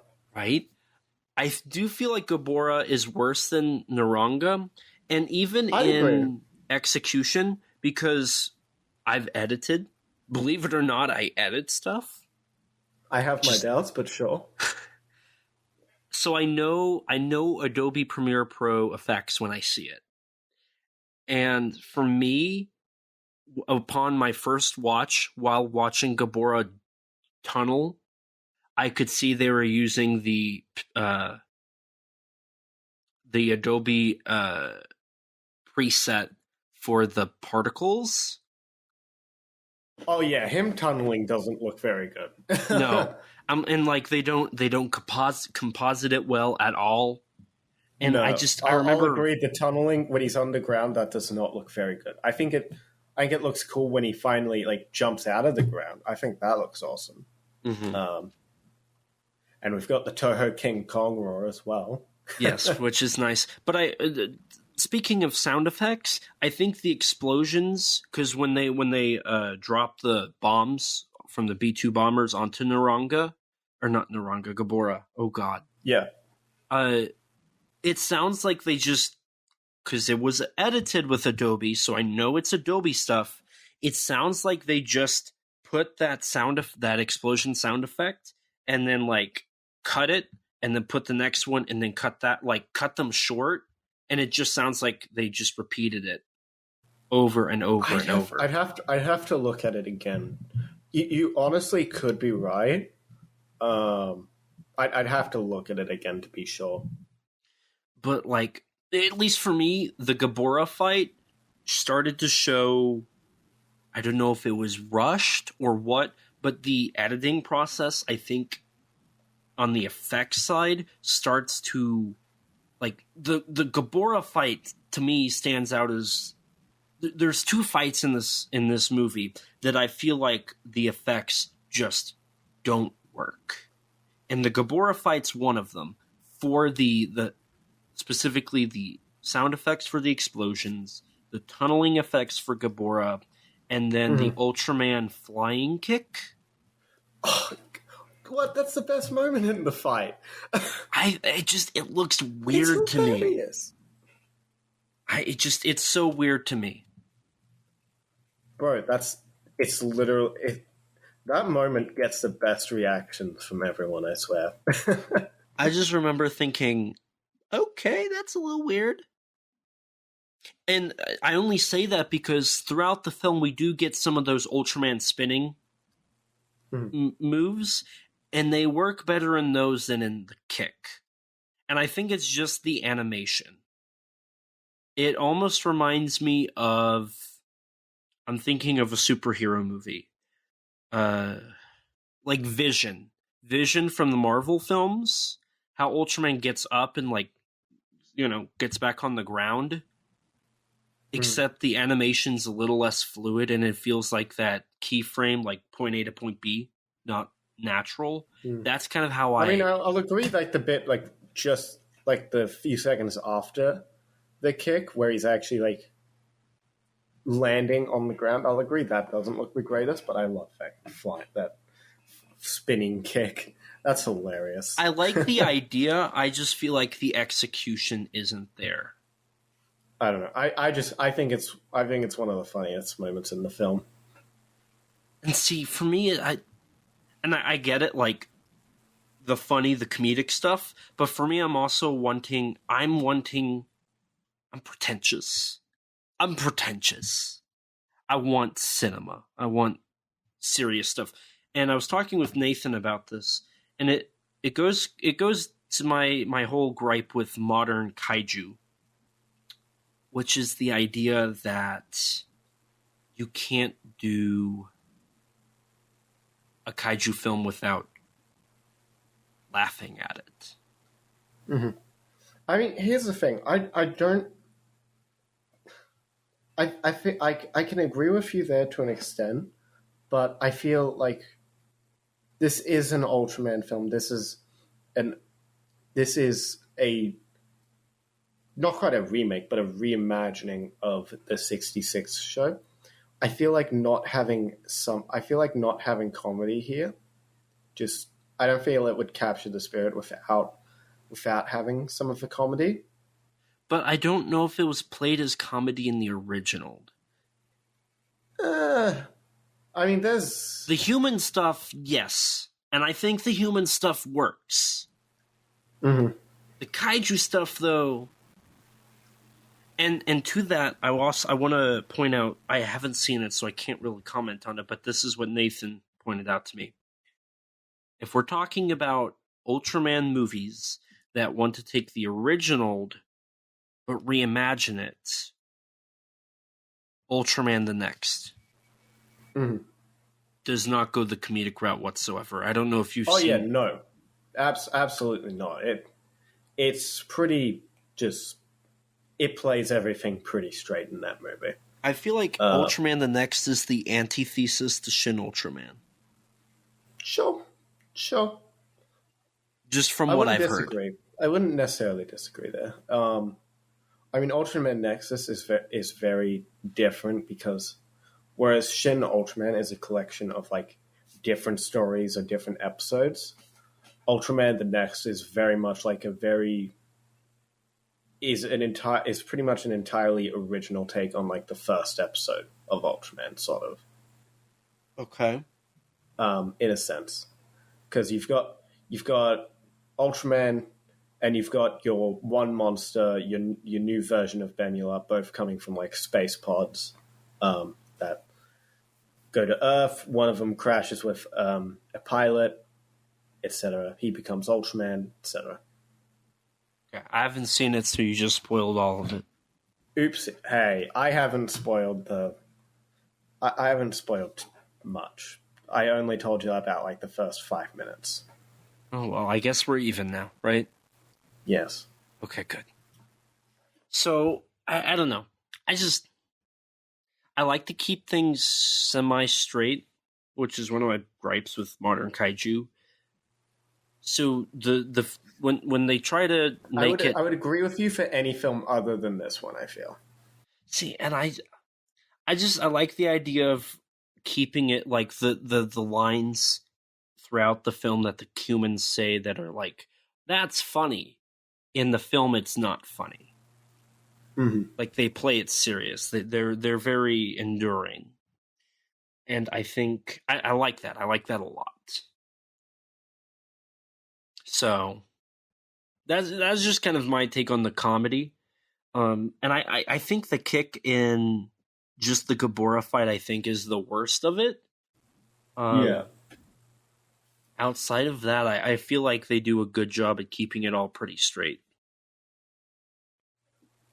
Hmm. But I also thought it was cool with the whole nuclear warning. Yeah. That was something I wasn't expecting. That adds some good tension to the sequence as well. Right. And then the establishment from the Ultra Q stuff comes back here. And then like we get more, which I think is a nice little payoff. And then it's fun when Shinji disappears to become Ultraman, and when how he just walks away. Yeah, and then Asami's confused by it, and then she's even more confused when he just shows up after Gabora's been defeated. And then even Tamura's like, I don't know, man, he just went. Which is a nice little callback to the original show, because Hayata would just disappear. Yeah, and no one would question it when he showed back up. Mm-hmm. So, and from here, I feel like I'll explain my overall opinion on this at the end, but from the Gabora fight, I feel like it starts to become a bit of a mess with its pacing. I don't know. I'll agree. The pacing of this film is very unusual. I'll agree with that, but I don't take any issue with it. Honestly, I think this film is pretty much kind of a breeze to watch for me. My first watch, I sort of took some issue with the pacing, but afterwards, every subsequent time I watched it, I didn't take any issue with the pacing. I thought it was just a fun breeze. See, I will say that the film is easy to watch. It's an easy watch. But I don't think it's probably the easiest Ultraman movie to recommend to someone to an outsider up to the Ultra series as well. For me, the fact that it's an easy watch is not good entirely. It's kind of good, but there's also an issue with that. And I'll talk. I want to hold off on that till I get to like my final thoughts. Okay. But I do think the pacing here, because both Gabora and Naranga are very quick. Yeah, I mean the Naranga section's only like maybe 10 minutes, and that's including the Ultra Q prologue as well. Mm-hmm. And then Gabora's probably 10 minutes too, 10, 15. It's about 15 or 20 if you include like the bit with Asami showing up. Sorry, I keep getting tripped up because Asami's actress is named Masami. Masami. Okay. Now you're going to get me confused. But from here it gets weirder, because this is where the kaiju stop. And now we transition to our aliens. Yes. Which is weird. So, and I think this section that this section that we're going on to, which features Zarab, I think this is probably the weakest section of the film.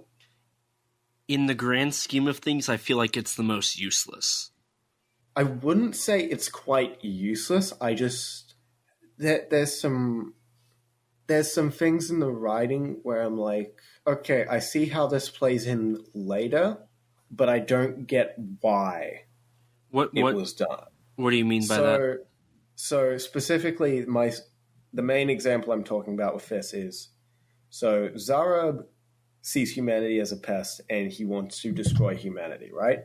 Mm-hmm. It's not really clear why, but that's sort of the thing. Zarab needs to get rid of Ultraman, and then so he can so that he can pretend to be Ultraman and through some sort of convoluted set of events lead to humanity destroying themselves, pretty much.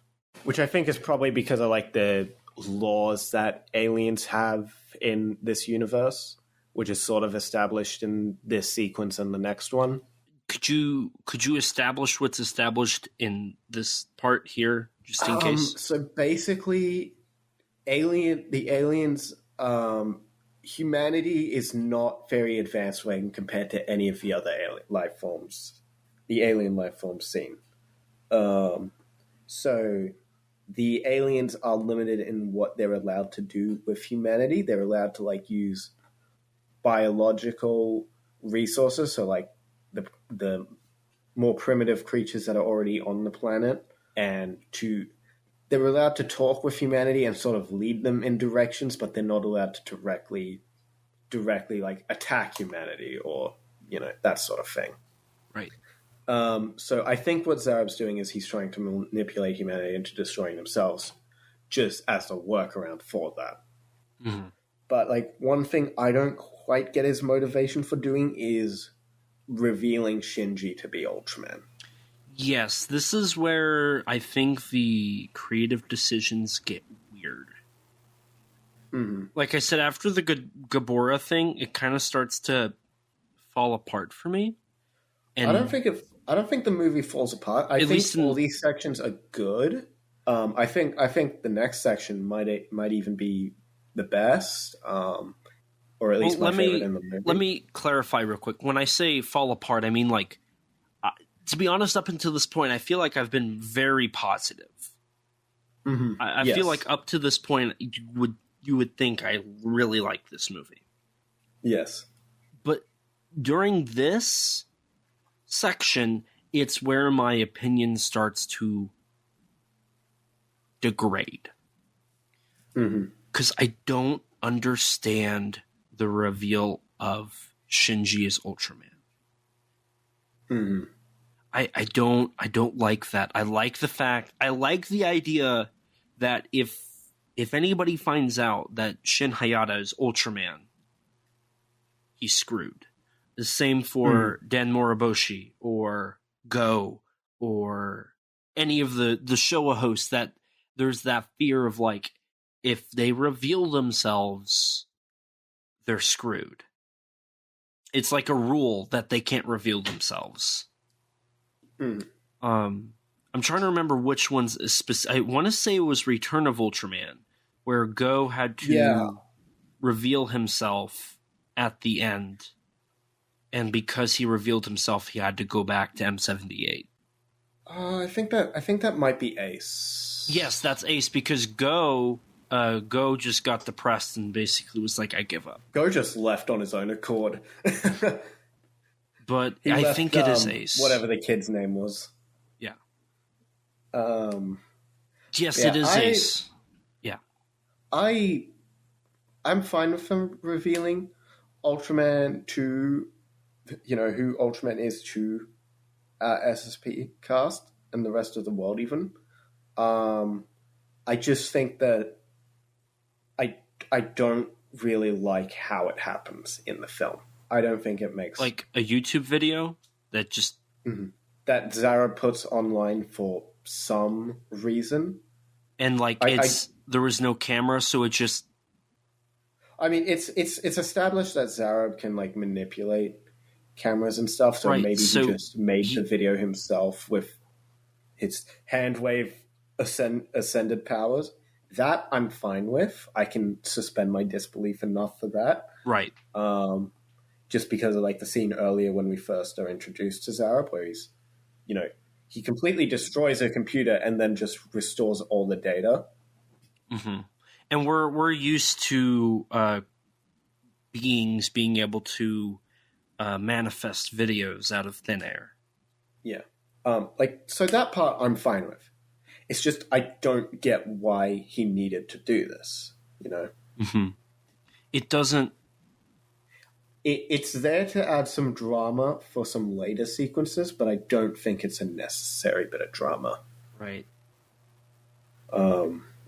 And in a way, I like the fact that the video is out kind of curses Shinji. Mm-hmm.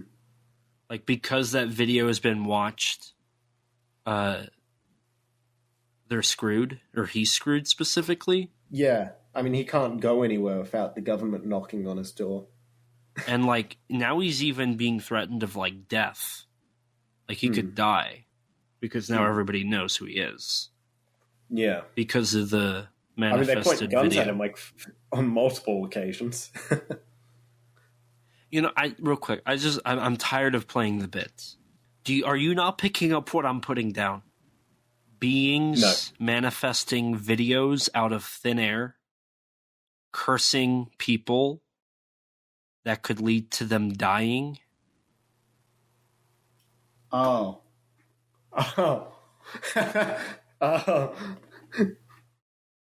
It's your thing, Rex. Sorry, I wasn't paying attention to your wordplay. I was thinking about the movie itself. We haven't mentioned any other Toku. Well, no, we have actually. We've talked heavily about Shin Godzilla and the original Ultraman. Yeah, well, those are relevant here. I don't think Ring is the most relevant to Ultraman. Yes, sadly. But it's your thing to like even in the stuff that doesn't matter. You talk about it. It's your bit. Mm-hmm. Well, Zerub is the new Sadako. No. I mean, the CG is better than some of the later Ring movies, though, to be fair. Mm-hmm. But keep going with what you were saying. I've now lost half my track. You were talking about the kind of the weird bit about how Zerub's reasoning for revealing Shinji to the world as Ultraman. Yeah, I don't know. I just don't see a reason for him to do that when he can just, he can kidnap Shinji like he does, hold him in his place, in like his warehouse or whatever, and then just go on his plan of being the fake Ultraman. Right. And blah, blah, blah. Like, to be honest, while watching the rest of the movie, there's no reason for him to be known to the world. It barely affects the plot. Yeah, I don't think there's enough of a reason. It has an impact in a couple of scenes, but honestly, it's not a necessary thing to be in here. And just like in the original show, it does not build this giant world full of people. Like, the cast is only maybe a dozen people at most. It's based around the SSSP. Yeah, that's the extent of your like main reach. Cast. Like, the only people in the film is your government officials, your government individuals. Yeah, but some of them aren't in the SSP. Like, you've got the Prime Minister, you've got Government Man, as he's known. Right, but because it's just people in the government, the idea of him being revealed to the world doesn't make a huge enough impact. There's not you see people, like, it's not like Godzilla versus Megalon where nobody is in the film and it just feels empty. But the farthest they go is the fact that videos are posted. I mean, there's also like other government agencies like trying to, but it's just the government hunt them down. And then there's, news articles are also right. But you don't see it outside of a few things, though. You don't see it outside of that. Sure, I'll agree with that. I don't know. Just to me, it feels like this unnecessary. It's there to add drama for a couple scenes later, but yeah, I'll agree. It's unnecessary. And I like the fact that I would have been fine if the Science Patrol found out. Yeah, like they get like that makes sense, and I like that because that creates this new dynamic between all of them. Yeah, and I think that could create something interesting. I mean, we see that with the nerd. Like, it gets to the point where he just says, it's in your hands. Yeah. Like, he loses a lot of faith in himself and humanity. Mm-hmm. And it's an interesting arc that plays into the themes of hope that the film has. Right. And then your biologist, in a way, it kind of makes her more determined. It builds her courage, her hope up. Your leader, he now, I feel like at that point he starts working with his team even better. I feel like the strategies develop and his faith in them grows. And he... Oh, I love Hidetoshi Nishijima in this movie. I want more of him.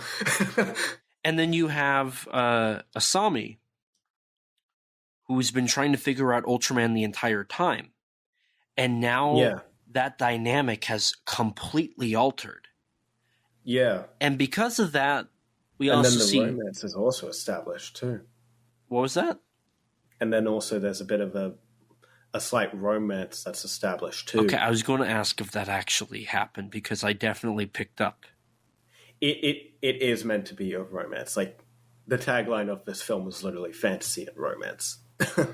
Okay, cool. So that the fact that she's clearly in love with him is... Yes. Okay.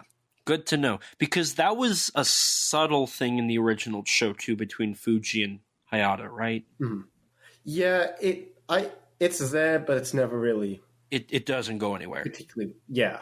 Because they're the farthest that any Ultraman show goes with romance is Go's girlfriend gets absolutely demolished.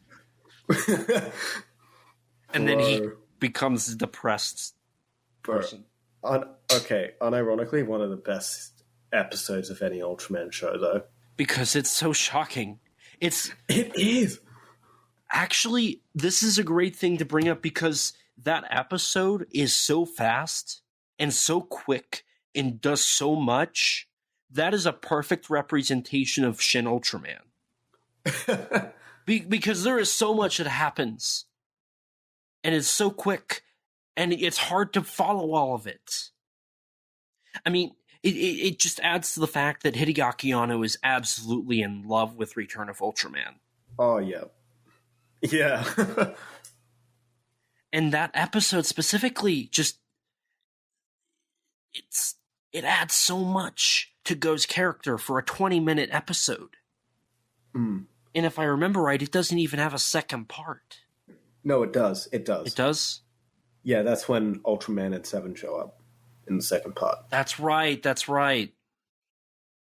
And I would argue that episode was...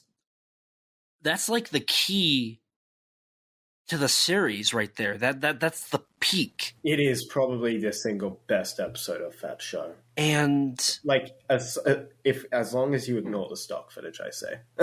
Yeah. That's the one caveat. That's the one thing I don't enjoy of that episode. And so for me, at least, like just thinking about that and you know the connections to Anno and Shin Ultraman, like Shin Ultraman, New Ultraman, like the name that Ultraman Jack had for many years. Mm-hmm. Exactly. Mm-hmm.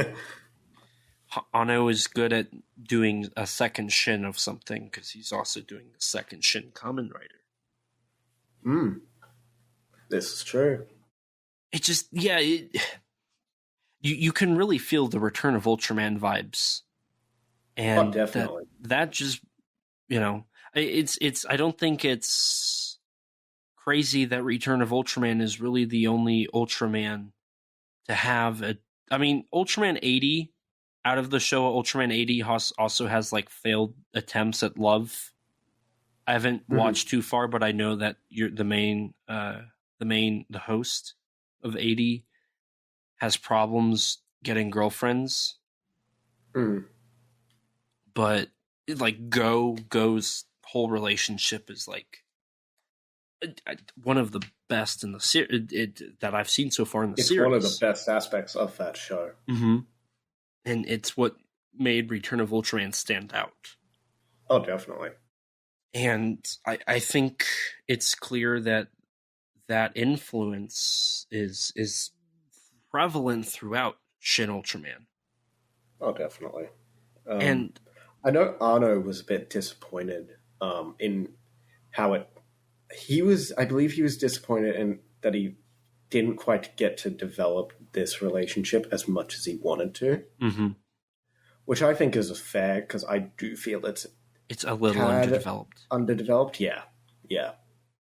It stops right before it starts. Does that make sense? Kind of. Like, at the... There's a bit of, like, Ultraman being unintentionally, like, flirtatious in a couple scenes. And then, it kind of just stops by the end. But I thought it was really nice to see Asami, like, go on this separate mission. Even though she gets in a car and drives. Like, it doesn't feel like there's much of a mission. She does go out and saves him. And then, we get the payoff of Shinji calling Asami buddy.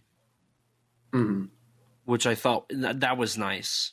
And then I loved the out of nowhere Imitation Ultraman just grabbing Asami.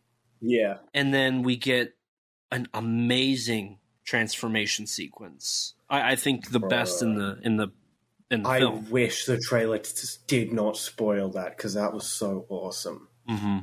And I love how in that scene specifically, Ultraman holds his pose. Yeah. For a and solid... I love him popping out the building like he does in certain episodes of the show too. Mm-hmm. God, it's so cool though.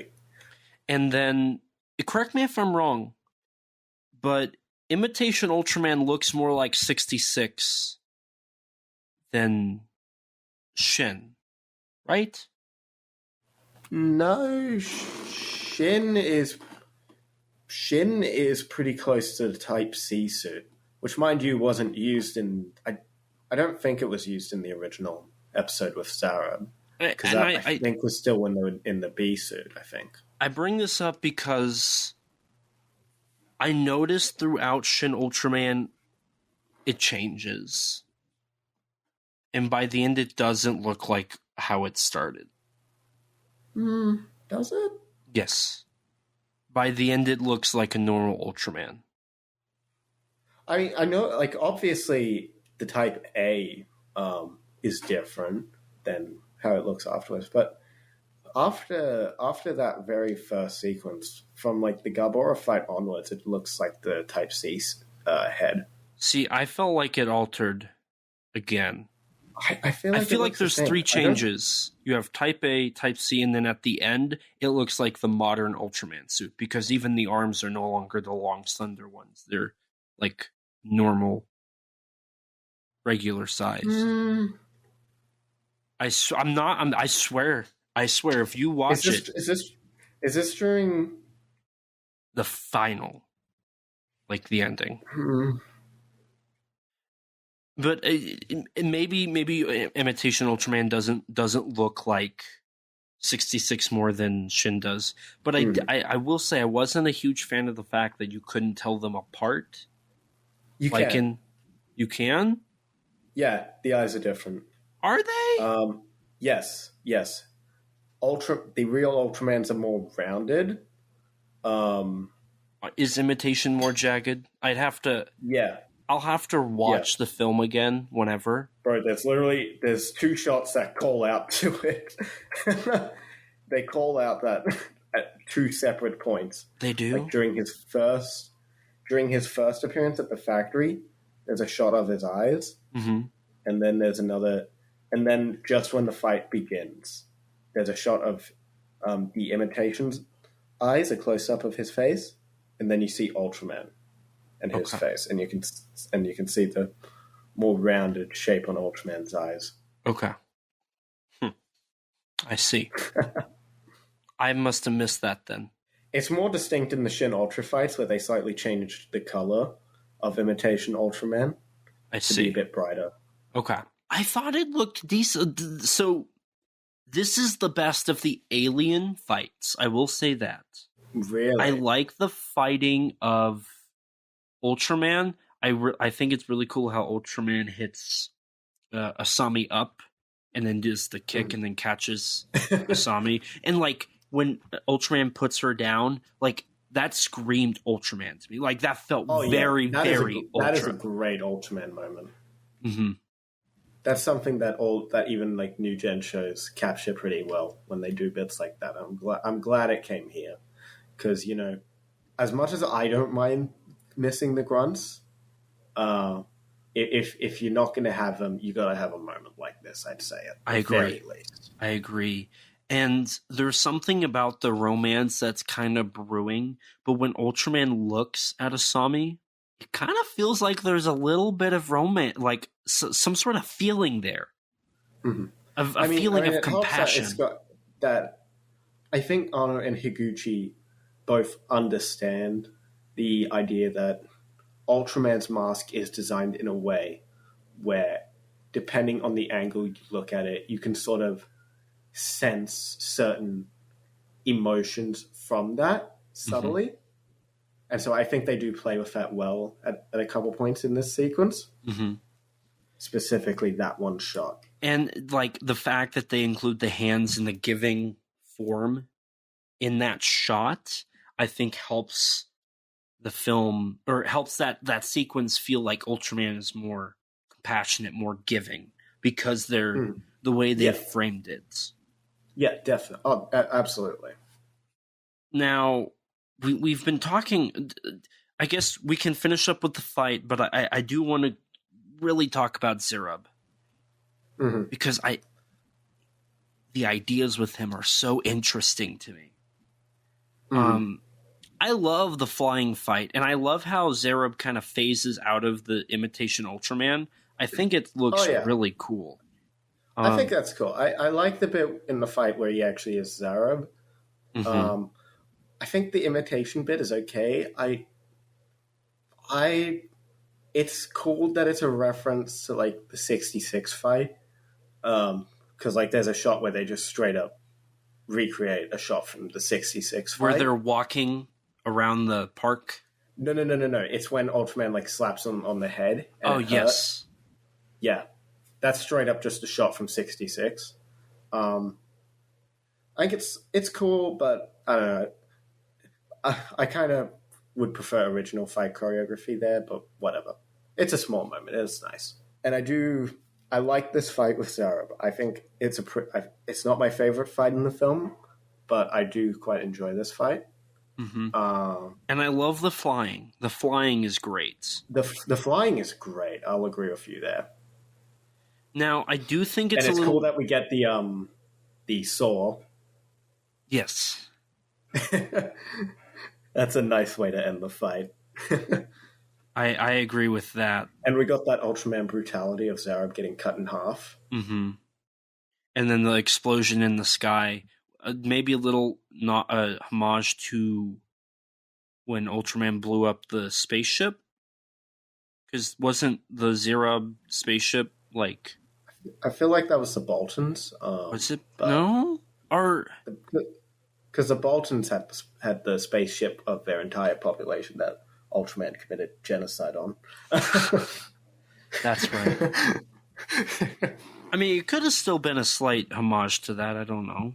Maybe. I don't know. I don't remember Zerub having a spaceship, but admittedly, it's been a while since I saw that episode. Yeah, it's been a while since I've watched Reginald Ultraman. But like, I loved the flying fight, and I loved how Ultraman grabbed Zerub on the back, and the design here is really interesting. They make it so Zerub appears full, like real, when you look at him head on, but when you look behind the curtain, when you see what's beyond that front, there's nothing, which is kind of metaphorical for what Zerub's doing. It's all a show, because he's not really... He's a very fake character with his plans and what he's trying to do. I mean, he manipulates the Japanese government into becoming subservient for him. Right. But I'll mention my gripe with that here in a bit. But I think it's so cool that they did the invisible back. But Ultraman grabs the back, and he grabs like there is an actual back there. And I thought that was really cool. Because objects interact with it. Mm-hmm. Like the debris and particle effects. I'm not a fan of that, personally. Really? I don't like that. I think it looks jarring. I think it takes me out of the movie. I think it's alien, and that's what I love about it. You see, I'll agree. It does have the effect of making Zerub seem more alien. I'll agree with that. But to me, it just looks like the CGI model is missing. Half the CGI model is just missing. That's how it looks to me. And to me, it just screams Higuchi's team may have not had enough money, or maybe not enough time to fully render Zerub, and that was a workaround that they just had to do to shorten the render time for the sequences involving him. Because I also think that the quality of the visual effects are probably at their worst in this sequence overall.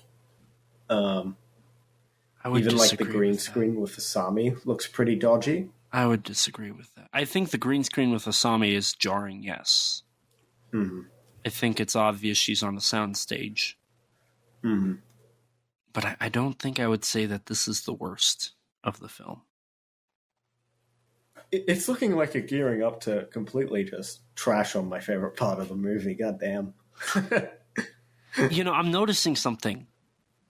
We like the film for completely different reasons, and we don't like the film for completely... Like, we are you like what I hate, and I hate what you like. And it's funny, because we seem to agree more or less on the kaiju parts, for the most part.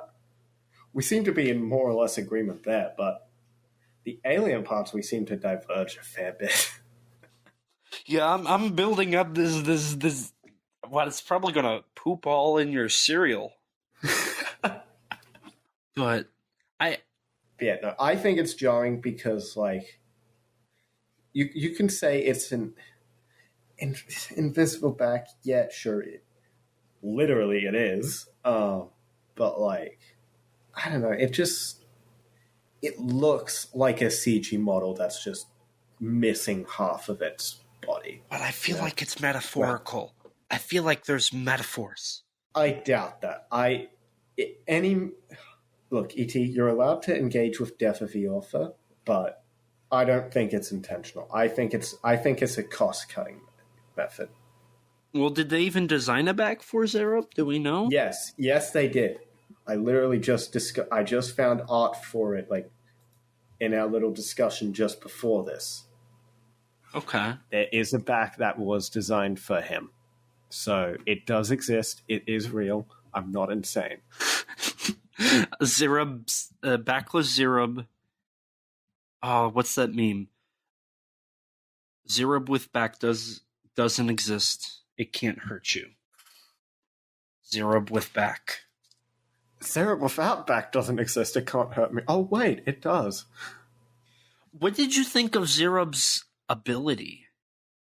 The very Iris-inspired, like... What, with the, like the... lights, whatever, the... I thought that was cool. I got Iris really cool, from Gamera 3 vibes from it. I sort of did, like when he used it in the fight. Yes, specifically in the fight. Like when Ultraman's shooting his Specium Ray at him and then he uses it. Mm-hmm. That's sort of the moment where I'm like, oh yeah, this kind of does remind me a little of Iris. I mean, hey, the fact that we're even able to make a Gamma food comparison. That's good. And Higuchi was effects on that, so... that's true. You know, this is a step up from the last Ultraman production Higuchi was involved in, which was also a remake of the original. Howard, right? Yes. Okay. That's what I thought. I know my Ultraman. This is a major step up over Ultraman Powered, which did have Gabora, and that was designed by Higuchi, I believe. Huh. Or Maida. One or the other. I see. But yeah, no, oh boy. We're at almost like 2.5... We're over 2.5 hours in this recording, and we're only two out of 3 sections. We're in the last third of the movie at this point. No, this is... The last 2 sections take up about half the movie. Which is a problem I have. Okay, I'm going to be honest. After Zerub, I feel like this movie just drags. I don't know. I'll somewhat agree. From my first viewing, I thought the pacing... After Gabora, I thought the pacing went a little funky, let's say. Well, but I feel like the Zerub section is part of my issue with that, where... The Zerub section almost feels like a finale, which is my problem. Yeah, I can agree with that to an extent. I can agree with that. And, like, it based off of Ultraman lore, the establishment of the franchise. Once Ultraman's identity is revealed, you're kind of at the end. But I mean, the thing is, as well, is that the next section, the section after the Zerub section, also feels like a finale in its own right. Yes, because of how everything that has led up to it in the Noronga and Gabora sections, as well as the Zerub section, play into a lot of the events and how they're related to our final opponent, or not our final one, our next opponent. But our final aware opponent. Mm-hmm. We'll talk about why I said aware here in a bit. But yes. I can't stand the Mephiles part. What? I can't. Oh my god! You are actually insane. Both times watching this in theaters, this is the best part of the movie. Both times watching this in theaters, I am done. Once the Zerub ends, I'm done. I'm so bored. I'm like, move on. I'm tired. Keep moving. This is where the film slows down. Listen. This is where the film, to me, takes a fast stop. Like, it's been moving so fast, and then it gets to the Mephiles, and it stops. And it does not move for 20 minutes. It takes 20 minutes to establish everything Mephiles is trying to do. And then it tries to connect everything that happened prior to. And for me, this is where my statement that you are going to hate, this is where my statement comes in. This feels like a compilation movie. I feel like I've watched somebody chop up a TV movie or TV show. The Mephiles part is where I feel like, okay, they had this show and they took the best episodes. It does kind of feel paced like a compilation movie. I'll agree with you there. What was that? I'll agree with you that it does feel like it's paced like a compilation movie. And at this moment, this is where I get that vibe 100%. Because they try to loop Zerub and Gabora and Noronga all together. And saying Mephiles is all behind this. And at this point... Mephiles, as you keep saying. What? Mephiles?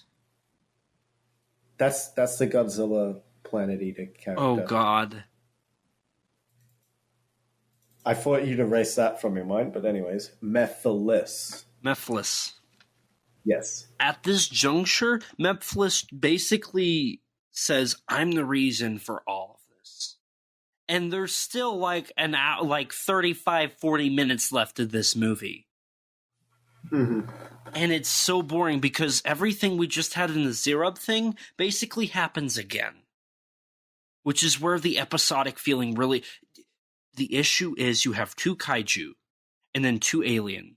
And the stories are so much alike. It's so episodic. It just feels like they've crushed the show. I feel it could have worked a bit more if they had a kaiju section between Zerub and Mephiles. Or just put Gabora after, like, do Noronga, then Zerub, and then Gabora. And Mephiles. That's how I thought it would have been. I thought it would have gone down like that. I was expecting Zerub to be the second section of the movie, not Gabora. Mm-hmm. I wasn't expecting the kaiju to just be thrown out of the movie after the 30-minute mark. Right. And this, like, the Mephiles, it's where the episodic feel comes in. It's where it tries to tie everything together, and I think it's really weird because I felt like Zerub was too much of a big bad for his section to not be doing his own thing. And the Mephiles, just, his whole thing drags. And I love the callback to Asami being Fuji. Becoming giant. Yes, that's cool.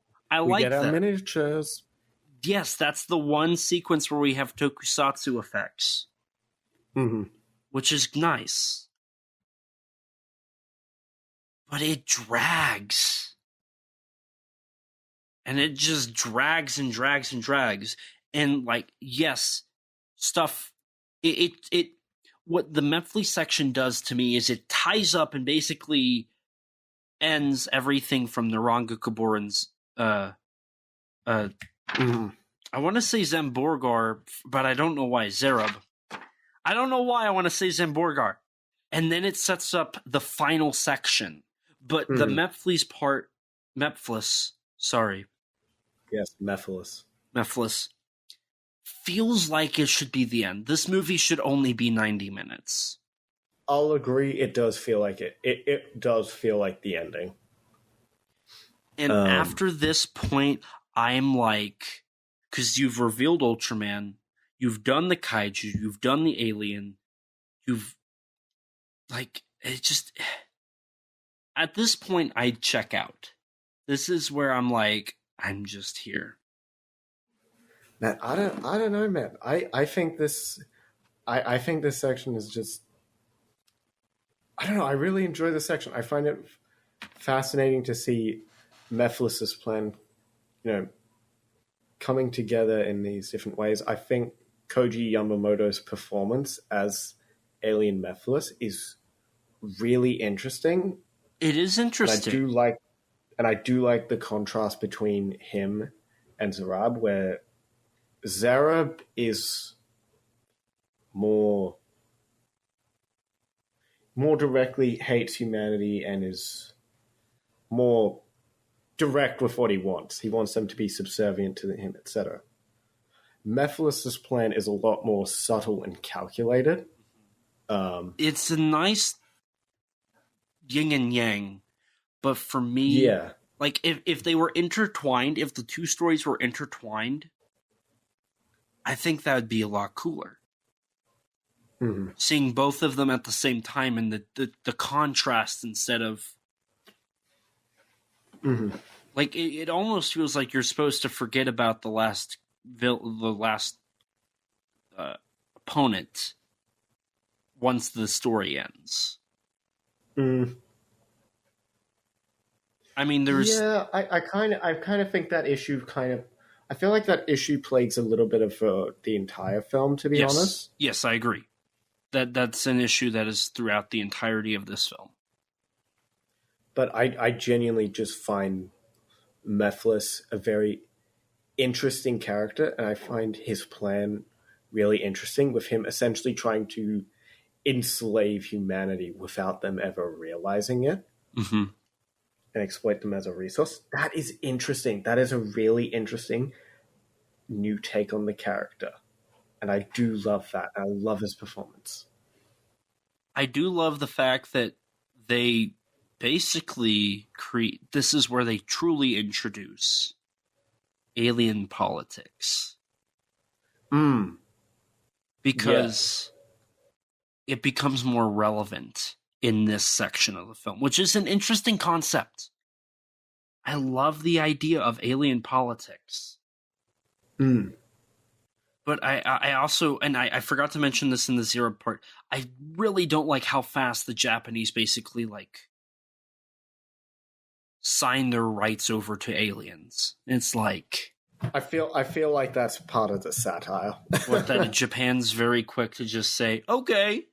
I mean, to be fair, they kind of are strong-armed into it by Zerub. This is true. And they do establish that, but for...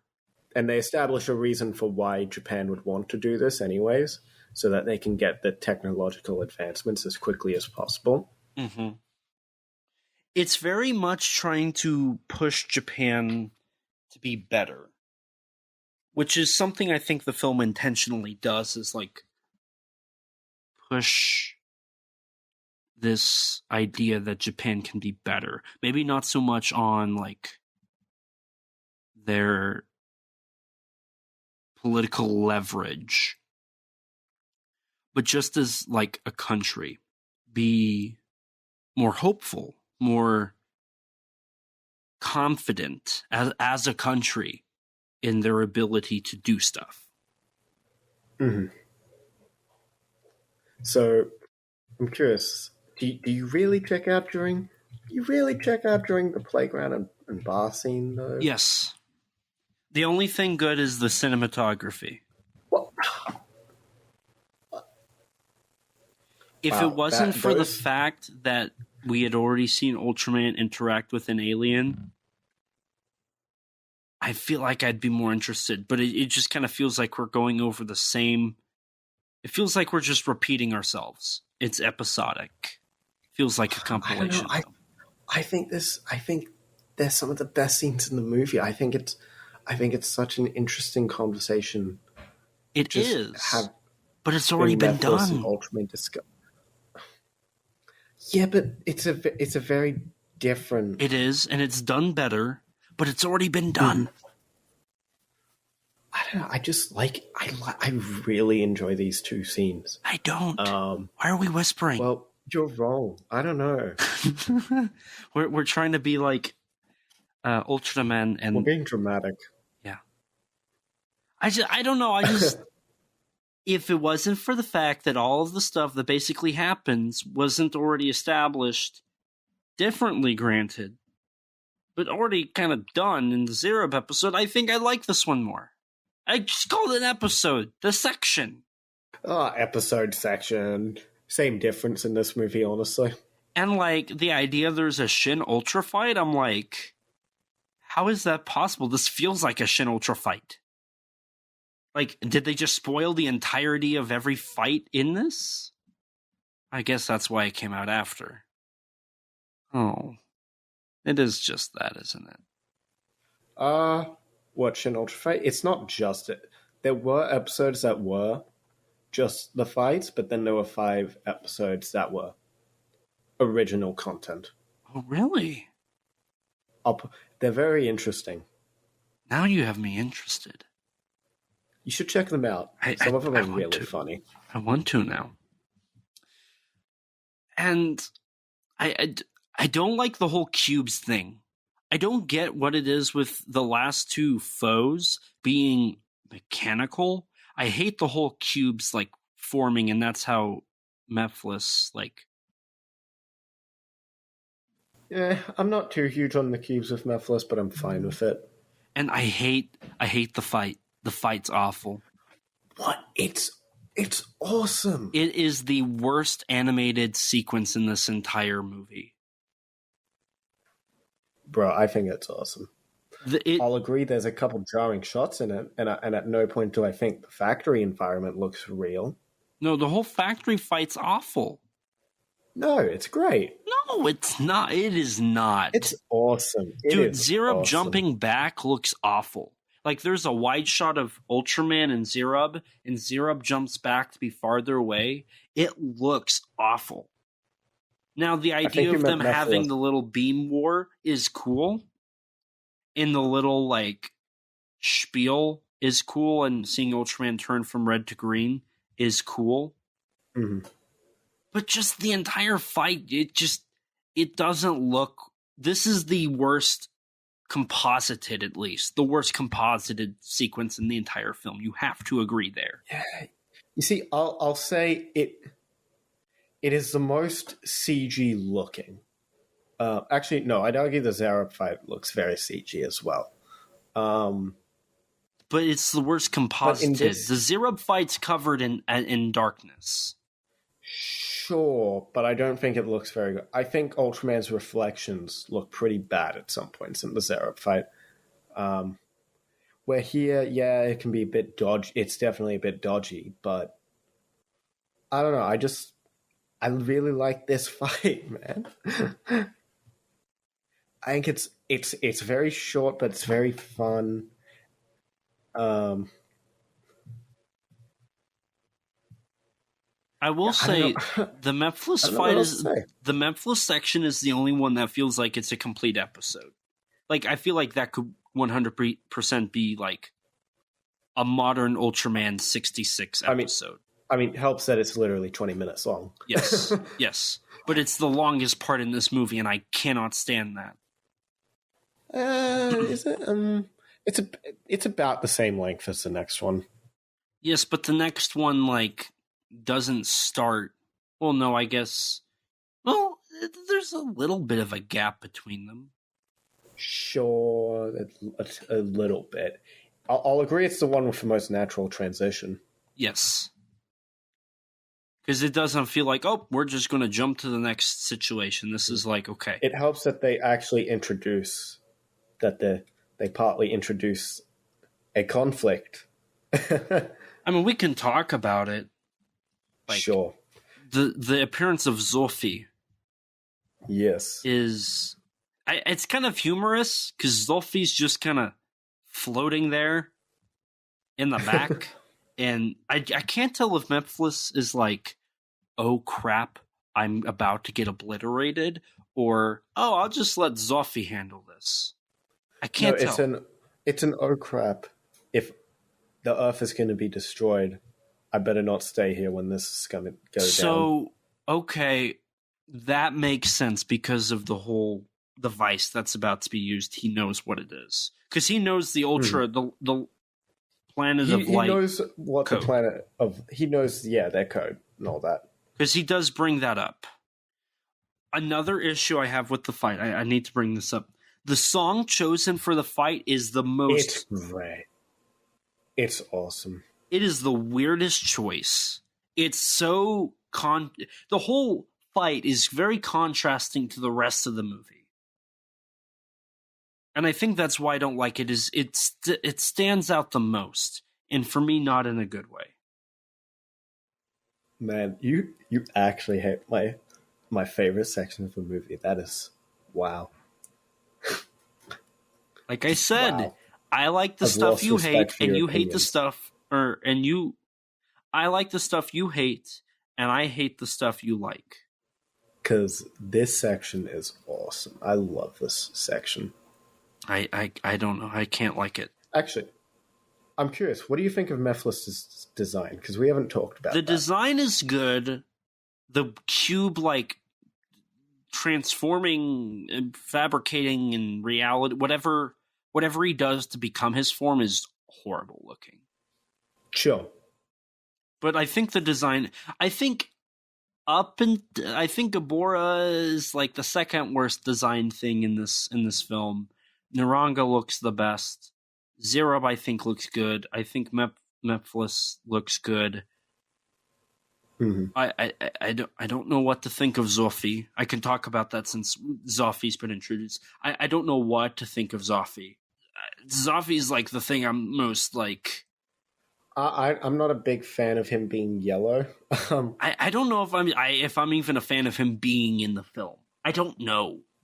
I'm fine with it. I get why he's in the film. I don't know if I like it. I don't know if I'm okay with it. I don't know. I don't know what to think of Zolfi being in this film. I'll say Mephiles and our final opponent are definitely the two that diverge the most from their original counterparts. In design or execution? In terms of design. I thought Memphis looked pretty... I mean, execution too, for the later one. Let me triple check here. I thought Memphis looked pretty...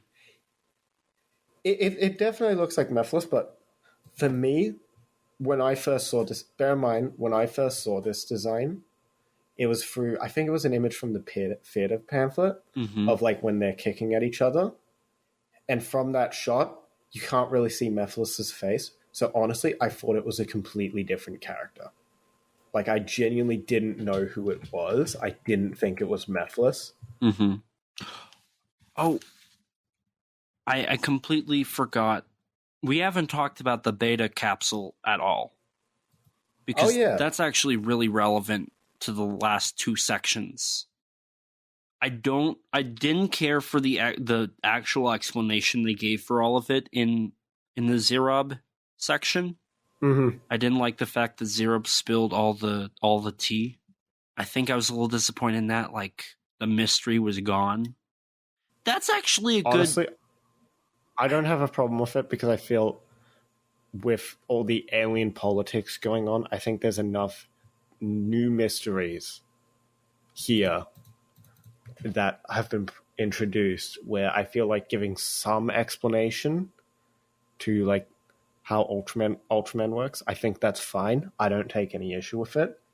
And it's not even that it's particularly detailed. The only thing that gets like substantial detail is the beta capsule and the beta box that Mephiles has. And the beta box brings in an interesting idea that we haven't seen in Ultraman, which is the ability of anybody having the power of the Ultra. Mm-hmm. And which creates a whole new conflict of, because Ultraman showed up and merged with Shinji, he has proven that humans can use this power, which aliens like Mephiles will want to exploit, because Mephiles is essentially enslaving humanity for his own purposes. He wants to be the first to take on this resource before anyone else can get to it. Yeah. The beta box also gives the human characters something interesting again. I will say that. The human characters stay relevant, which is good. They do a great job at writing the humans as relevant as possible throughout. The human side of this story works perfect. I think the human elements are perfectly well done. It's just the alien stuff that falls apart for me. I'll somewhat agree there. I'll agree, but for completely different reasons to you, apparently. What's your reasoning? I don't know. It's just... I mean, I guess we share some of the same reasons with, like, the Zerob section, like, with him revealing Ultraman. That... I just can't get past how... Like, why exactly does he want or need to do that? But, like... Mephiles' section, I think, adds a lot to this world. And while I think the Zerob section is... It does have relevance to, obviously, the Mephiles section, and it does set up some ideas that are brought up in the Mephiles section. I kind of agree with you where having one after another just doesn't work. And if I had to choose, I would if there was one I would remove, it would be the Zerob section, like, without any shadow of a doubt. I think it's by far the weakest. If the Zerob section was removed, I would like the Mephiles section more. It's just the way this film is structured, that I think is ruined. And that is why I do not like the Mephiles section, is because I feel like it is a waste of time on film. Yeah. I don't know. I think it's interesting enough where that is an issue with it being back to back with the Zerob section. But I just think Mephiles is too interesting for that to really affect my experience significantly. If I wasn't checked out, I would agree with that. If it wasn't for the fact that I feel like the Zerob... Yeah, you just want this movie to be as short as possible because you want to get out the theater because you hate Ultraman, you know? I've been talking pretty positive about this up until the ending of the Zerob episode. section, not God. Stop! You are gaslighting me. I am not a hater on this. If they altered the film, cut out the zero section, and move up the Mephiles, and leave the conclusion, cut like 10, 15, 20 minutes out, it would be fine. The film should be 90 minutes long, not 110 minutes long. I'll agree. An hour 52 minutes, a bit on the long side. I'll agree with that. I feel it could have been shorter. I agree. Just cut 20 minutes out, you're good. That is the film's issue for me, is it drags for 30 minutes.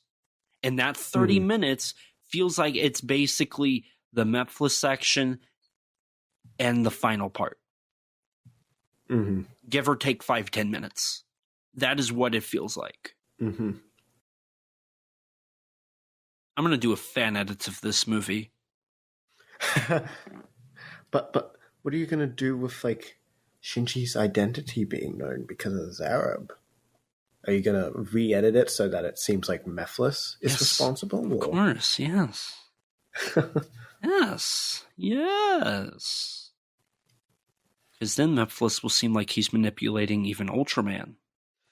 Okay, I will say this. Mephiles' character is really well done. Like, I gotta get... like, I love Koji Yamamoto's performance in this. I think it's him and Masami Nagasawa as Asami. I think they're the two standout performances in the film. I agree. And I love the gag. One of my favorite sayings. One of my favorite. And then at the end, it subverts it with one of my least favorite sayings. Watashi no suki na kotoba desu. Weeb. Shut up. You didn't deny it. Speaking of weebs, our final section of the movie has a villain which bears a striking resemblance to some of Arno's previous anime works. I never thought about that. Really? To be fair, I've tried to erase End of Evangelion from my brain. But I never thought about that. That is true. Yeah. Okay. Because our final opponent, Zeton, is very much like an angel from Evangelion. I never thought about that. Okay, because I'm going to be honest. I thought the concept of Zeton was great. I love the idea. Like this world destroyer that, like I said, I'm not sure how I feel about Zoffy, but the idea that, like, they're just going to destroy the Earth because it's now a liability. And they bring this, like, gigantic robot to destroy the entire galaxy. And, like, that almost gives the Ultras this, throughout the franchise, the Ultras are, like, well established as, like, this, not like the rulers of the galaxy. They just protect the underdogs. But here it really gives them this, like... I mean, it also, when you look at the relationship between the Ultras to humanity in the lore, because they are very similar species, which I think is something that this film actually sort of does with Ultraman and Zoffy talking about how this is a very precious species that is going down a very similar path to the Ultra species from the Land of Light. But Planet of Light, I think they call it here. The Planet of Light, yes. But I also really love the fact that in this final section, the questioning of God comes in. Like the fact that they bring up the fact that Ultraman is like a god to the people. And if you... I mean, this is the section where the themes all come to fruition, really. I love...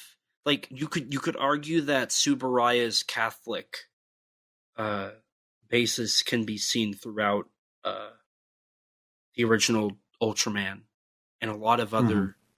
I mean, looking past the crucifixion stuff, like obviously that's amazing, but like the way you could interpret Ultraman, you could link it to some Christian stuff.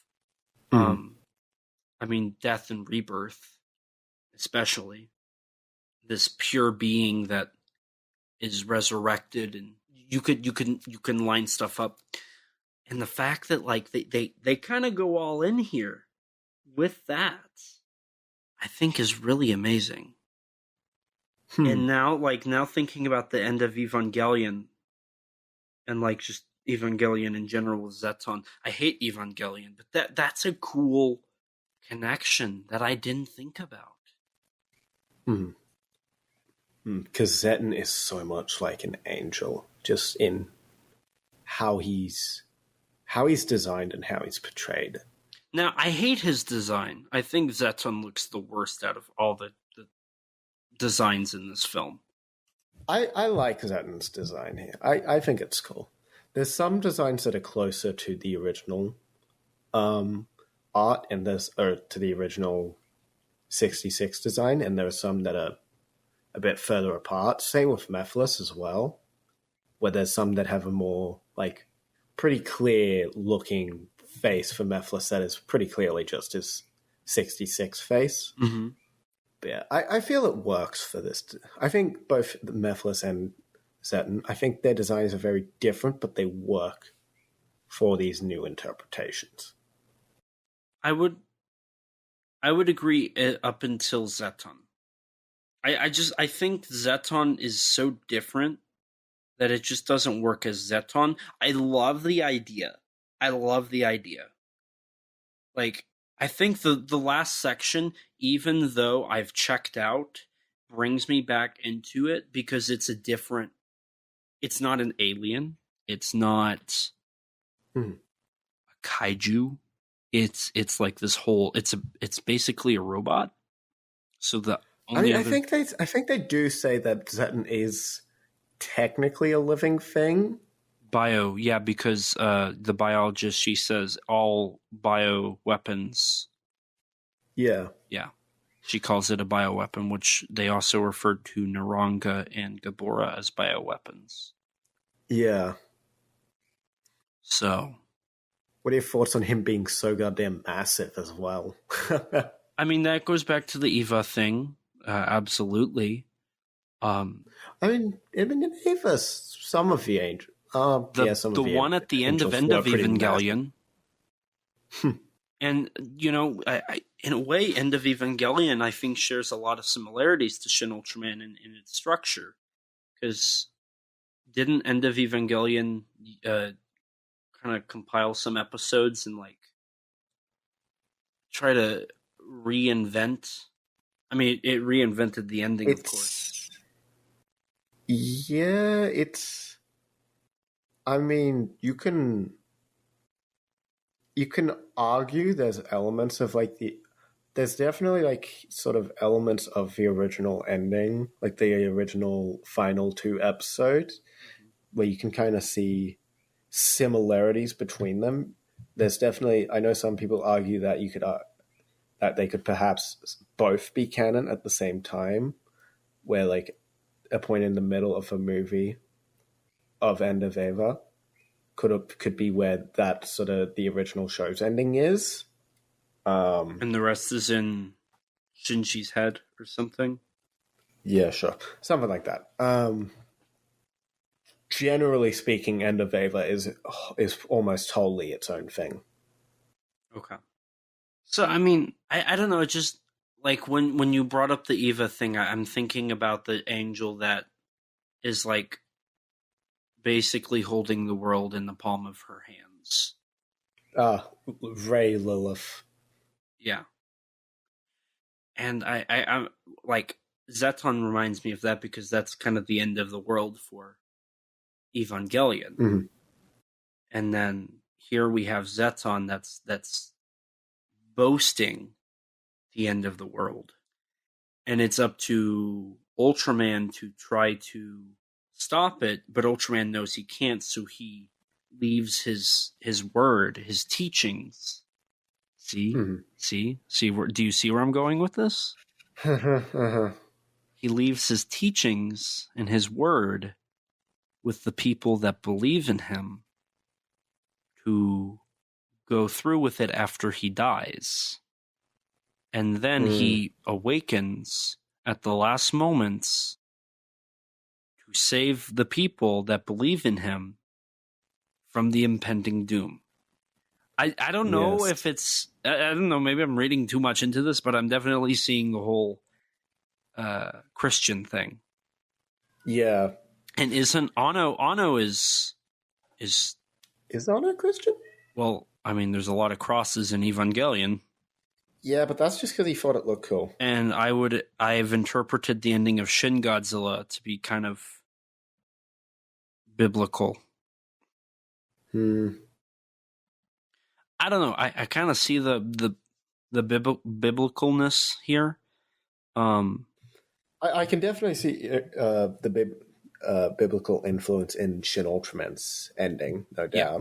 But whether or not Anno being influenced by Christianity is necessarily an intentional thing in his other works is less so. I mean, it's more just inspired by the visual style of those early Ultra shows. Because I mean, half the time he does the Christian imagery, about half the time there's another Ultraman reference in those scenes anyways. This is true. Or Kamen Ava Rider. Basically was his Ultraman before working on the Shin Japan Heroes marketing thing. So, I mean, I like it, and I love the transformation here because it's 100% Ultraman. Again, it like the red background and everything. And we get that not just once, we get that twice in this. And there is a bit of suspense that's built up from Zeton that I really appreciate because of, the countdown, the Annoism of the text on the screen. Yeah. And I love how it slows down. And then the explosion happens and the black hole. And during the black hole sequence, it feels very Showa Ultraman to me because of how crazy the visuals are. It definitely feels like something they would have done in the 60s, which I like. And I mean, the way Ultraman's flying, of course, perfect. And then you think he's going to escape, and then he doesn't. I thought that was great. And then he gets stuck in the plank brain dimension. The plank brain dimension is amazing. Either that or another dimension. No, it's that one. Okay. And I love it. Looks so good. It reminds me of where the villains in Ace. What are they? What are they called? God damn it! I know what they are. Because they're in Deca. Yapul. Yes, the Yapul. Yeah, Yapul. It reminds me of where the Yapul were located from Ultraman Ace, which I think it's meant to visually be similar, resemble the final sequence of Ultraman, the final episode of the original 66. So yes, yeah. And then, of course, the whole Zaffi thing too. I love that. I think that's a great moment for Zaffi right there. Oh, definitely. It's probably his best scene. I would agree. It's the one I'm most definite with. This is a good scene. And then, to me, it looks like the suit changes, and I don't know if the suit changes, but I love the look of Ultraman in this final bit here. I think Ultraman looks the best, and he looks like a suit. It looks like a suit. It does. It does look like a suit there. And for that, I applaud them. I mean, they still had the suit wrinkles throughout, to be fair. They did, but there's something about it specifically here that looks the most suit-ish. Sure. because you do see the suit wrinkles throughout, but there's something about this. I don't know what exactly. I mean, maybe it's just being able to get a better look at like the textures on the actual like in the red sections of a model as well, because you don't really see them too clearly in Ultraman's other appearances, but here you can see those very suit-like textures, right, on the design. Because it's pretty much the clearest look you get at the full design throughout the entire film, I'd say. Yeah. No, not really much quick cutting. That is true. That is very true, because it's very, at this moment, like they kind of just let the scene go. They just let it flow. And then, I mean, the whole conversation, I think, is really well done. Mm-hmm. Really well written, too. Oh, definitely. Now, I will say the final shot is kind of weird to me. I wish there would have been a little something at the end, because, you know, Zoffi's like, then... So, can you tell me exactly what happened? Because I'm still a little confused on what the ending. By the Land of Light, by the code of the Land of Light, Ultraman needs to be put on trial. Yeah, exactly. Zoffi is not targeting Earth anymore, because through the SSP and Ultraman's actions, he's realized that humans are a very precious species and that they have a lot of potential to grow. Ultraman doesn't want to leave the Earth. He either wants to stay as its protector, or to at least have Shinji Kaminaga come back to life, as, you know, he kind of was the one who took away Shinji's life when he crashed on Earth. Mm-hmm. So, because Zoffi Ultraman isn't allowed to stay on the planet himself, he decides to trade his life, which Zoffi accepts, and thus separates the two. Ultraman is seemingly dead, and Shinji comes back to life. Is that what happened in the original show too? No, Ultraman and Hayata are both alive. I mean, yeah, Hayata did die in like the first episode, if I remember right. Yes, Hayata died. When Ultraman gave his life. Yeah. And then at the end, Ultraman dies. But then Zoffi brings Ultraman back to life, and also brings Hayata back to life. But Hayata says that he needs Ultraman. I think Hayata's forgotten his memory. Is it the Japanese or the American version where Hayata forgets his memory? I want to say it's that Hayata... Because I remember something saying, or in one of the two, Hayata's like, I hope he comes back soon because I need him to live, or something. I don't remember that. I know there's one version where he remembers and one version where he doesn't. I just can't remember which version it is where he remembers Ultraman. Now, my question to that is, and do you want to talk any more about the final section here? Not really. Not at the moment, I don't believe. So, there's plans for 2 more Ultraman movies. That's what we know from Tsuburaya. Mm-hmm. What we also know is they are probably Shin Ultraman 2 and Shin Ultraman 3.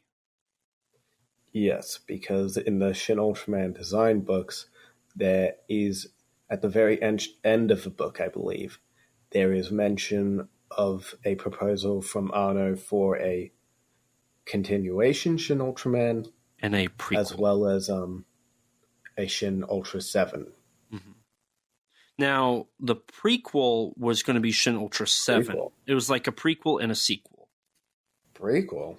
I don't remember hearing that. At least, I think I'd have to rewatch the Monstrosities video.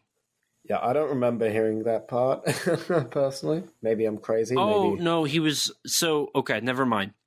It was Shin Ultraman... I know in the Marvel comics, Ultra 7 shows up first. It was... Shin Ultraman was the prequel to Anno and his Return of Ultraman movie. Because that's what Shin Ultraman continuation would be the Return of Ultraman, which Anno would direct. And then Shin Ultra 7, which could be a series or a movie. I don't know. I've looked at the original page that the Shin Ultraman sequel proposals. From what I recall, there's no mention of making a Return of Ultraman sequel. I don't know if it was from that or if it was from other things Anno did. Because I know its title is just Continuation Shin Ultraman. I know that's what it's called. But does it talk about how Anno would direct that one? Because I know it does. Yes. Okay. Yes, it does. And then it says Shin Ultra 7. Because it does say Shin Ultra 7 there. Okay. For the third film. And that is no director assigned to that. Okay.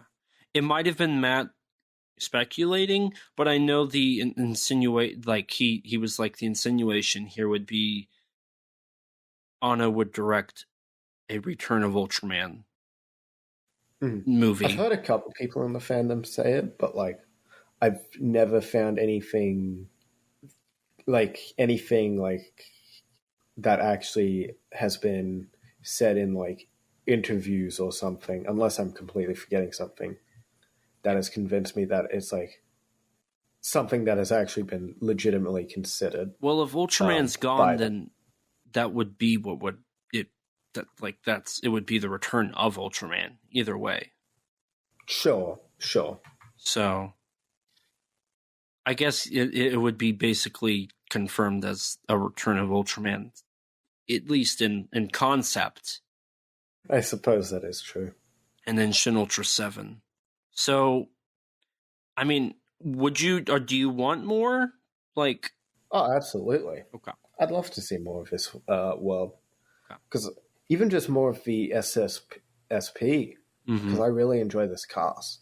Yes, the cast, I think, is what makes this film, which I know in the introduction, Higuchi says that they worked really hard on the cast, and that shines through because that is what, I think shines through the most, past the CGI, past the pacing, the story, everything. I think the characters shine through perfectly. Another great example of how kaiju movies don't need, or how kaiju movies do need human characters. Mm-hmm. I mean, and the fact is too that I've seen quite a few people wanting to see more of these characters as well. I know a lot of people quite enjoy Hidetoshi Nishijima as Captain Tamara. I myself definitely included in that. Yeah, I loved all the SSSP. I remember I said I was going to call them the Science Patrol, but since then I think I've basically just said SSSP. I hope they come back. I would hope they don't replace them with the Ultra Garrison and whatnot. I would be fine with it for Shin Ultra 7, but I want him back. I want to see him at least once more. Yeah. And I would love to see the development of the romance even more. Yeah. I think that could be a very interesting story concept. I mean, the things that with certain characters I feel are slightly underdeveloped, I feel a sequel would help. Would help a lot. Yeah. To further these characters, furthering the relationship and adding development to Yumi and the biologist lady and the captain. I think would go a long way in making a great duology or trilogy. Yeah. No, you said it perfect. Like that's true. I think there should be a sequel to this film. I hope that they don't. I would hope they would learn from their mistakes here and not have two alien sections one after another that are very similar. Just what my final thoughts really come down to overall this film. I still have one more thing I want to talk about in the film, but it's the credits, so I'm not like too worried about it. Overall, like, the problems with this film come down to its pacing and its structure. It's made like a compilation film, and it just doesn't run off as well as I wish it did. Mm-hmm. And because of those reasons, it kind of makes it an easy watch a little bit, because like you can just look away and look back and you're basically know what's happening. Like you don't need to pay too much attention to pick up on everything. It's kind of I disagree a little with that. I mean, I feel Anno's style still demands the viewer to be paying attention. I'm sure you could look away at certain, like, obviously during the action you could turn away at a couple points and be fine. Mm-hmm. But I feel there's some pretty important dialogue sequences. And obviously, like, missing some of the on-screen text as well could take away from the experience, I feel. Yeah, that's fair. I don't know, I feel like the film, it could use some tightening up on just the plot. Not the story. The story's good. The plot, however, I think is where it faults out the most. Sure. I could agree that the last 3 sections could be a little tighter. I agree.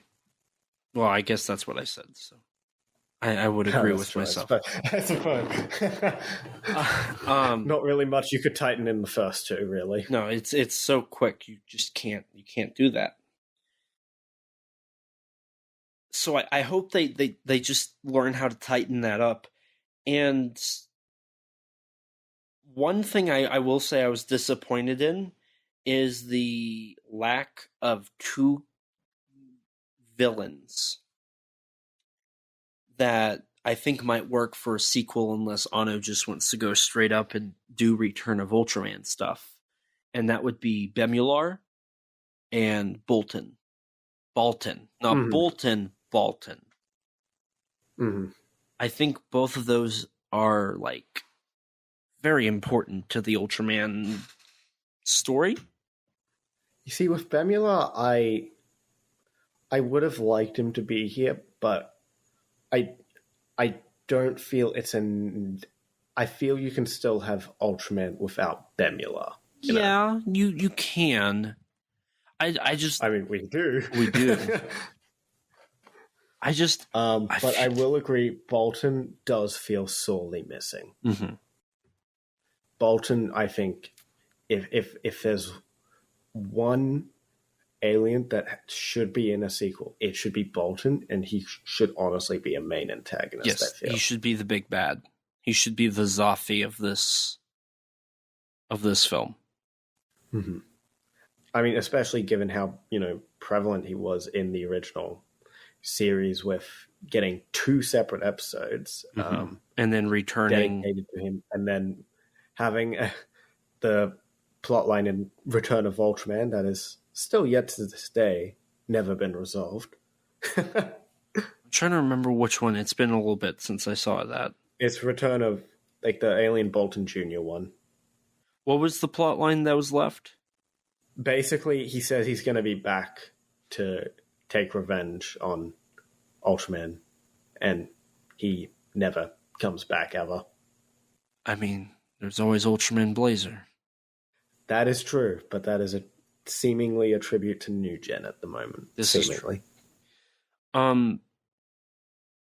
So yeah, Bolton. I think Bolton's the missing piece to the Shin. Oh no, Ultraman. definitely. Bolton should definitely be in a sequel.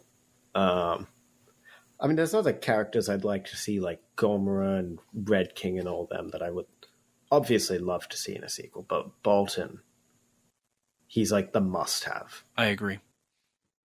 I think that's it speculative wise. I think that's where I kind of end, is like Bolton needs to be in the sequel, and that's where I'm kind of at with the sequel. I'm down. You just got to include Bolton.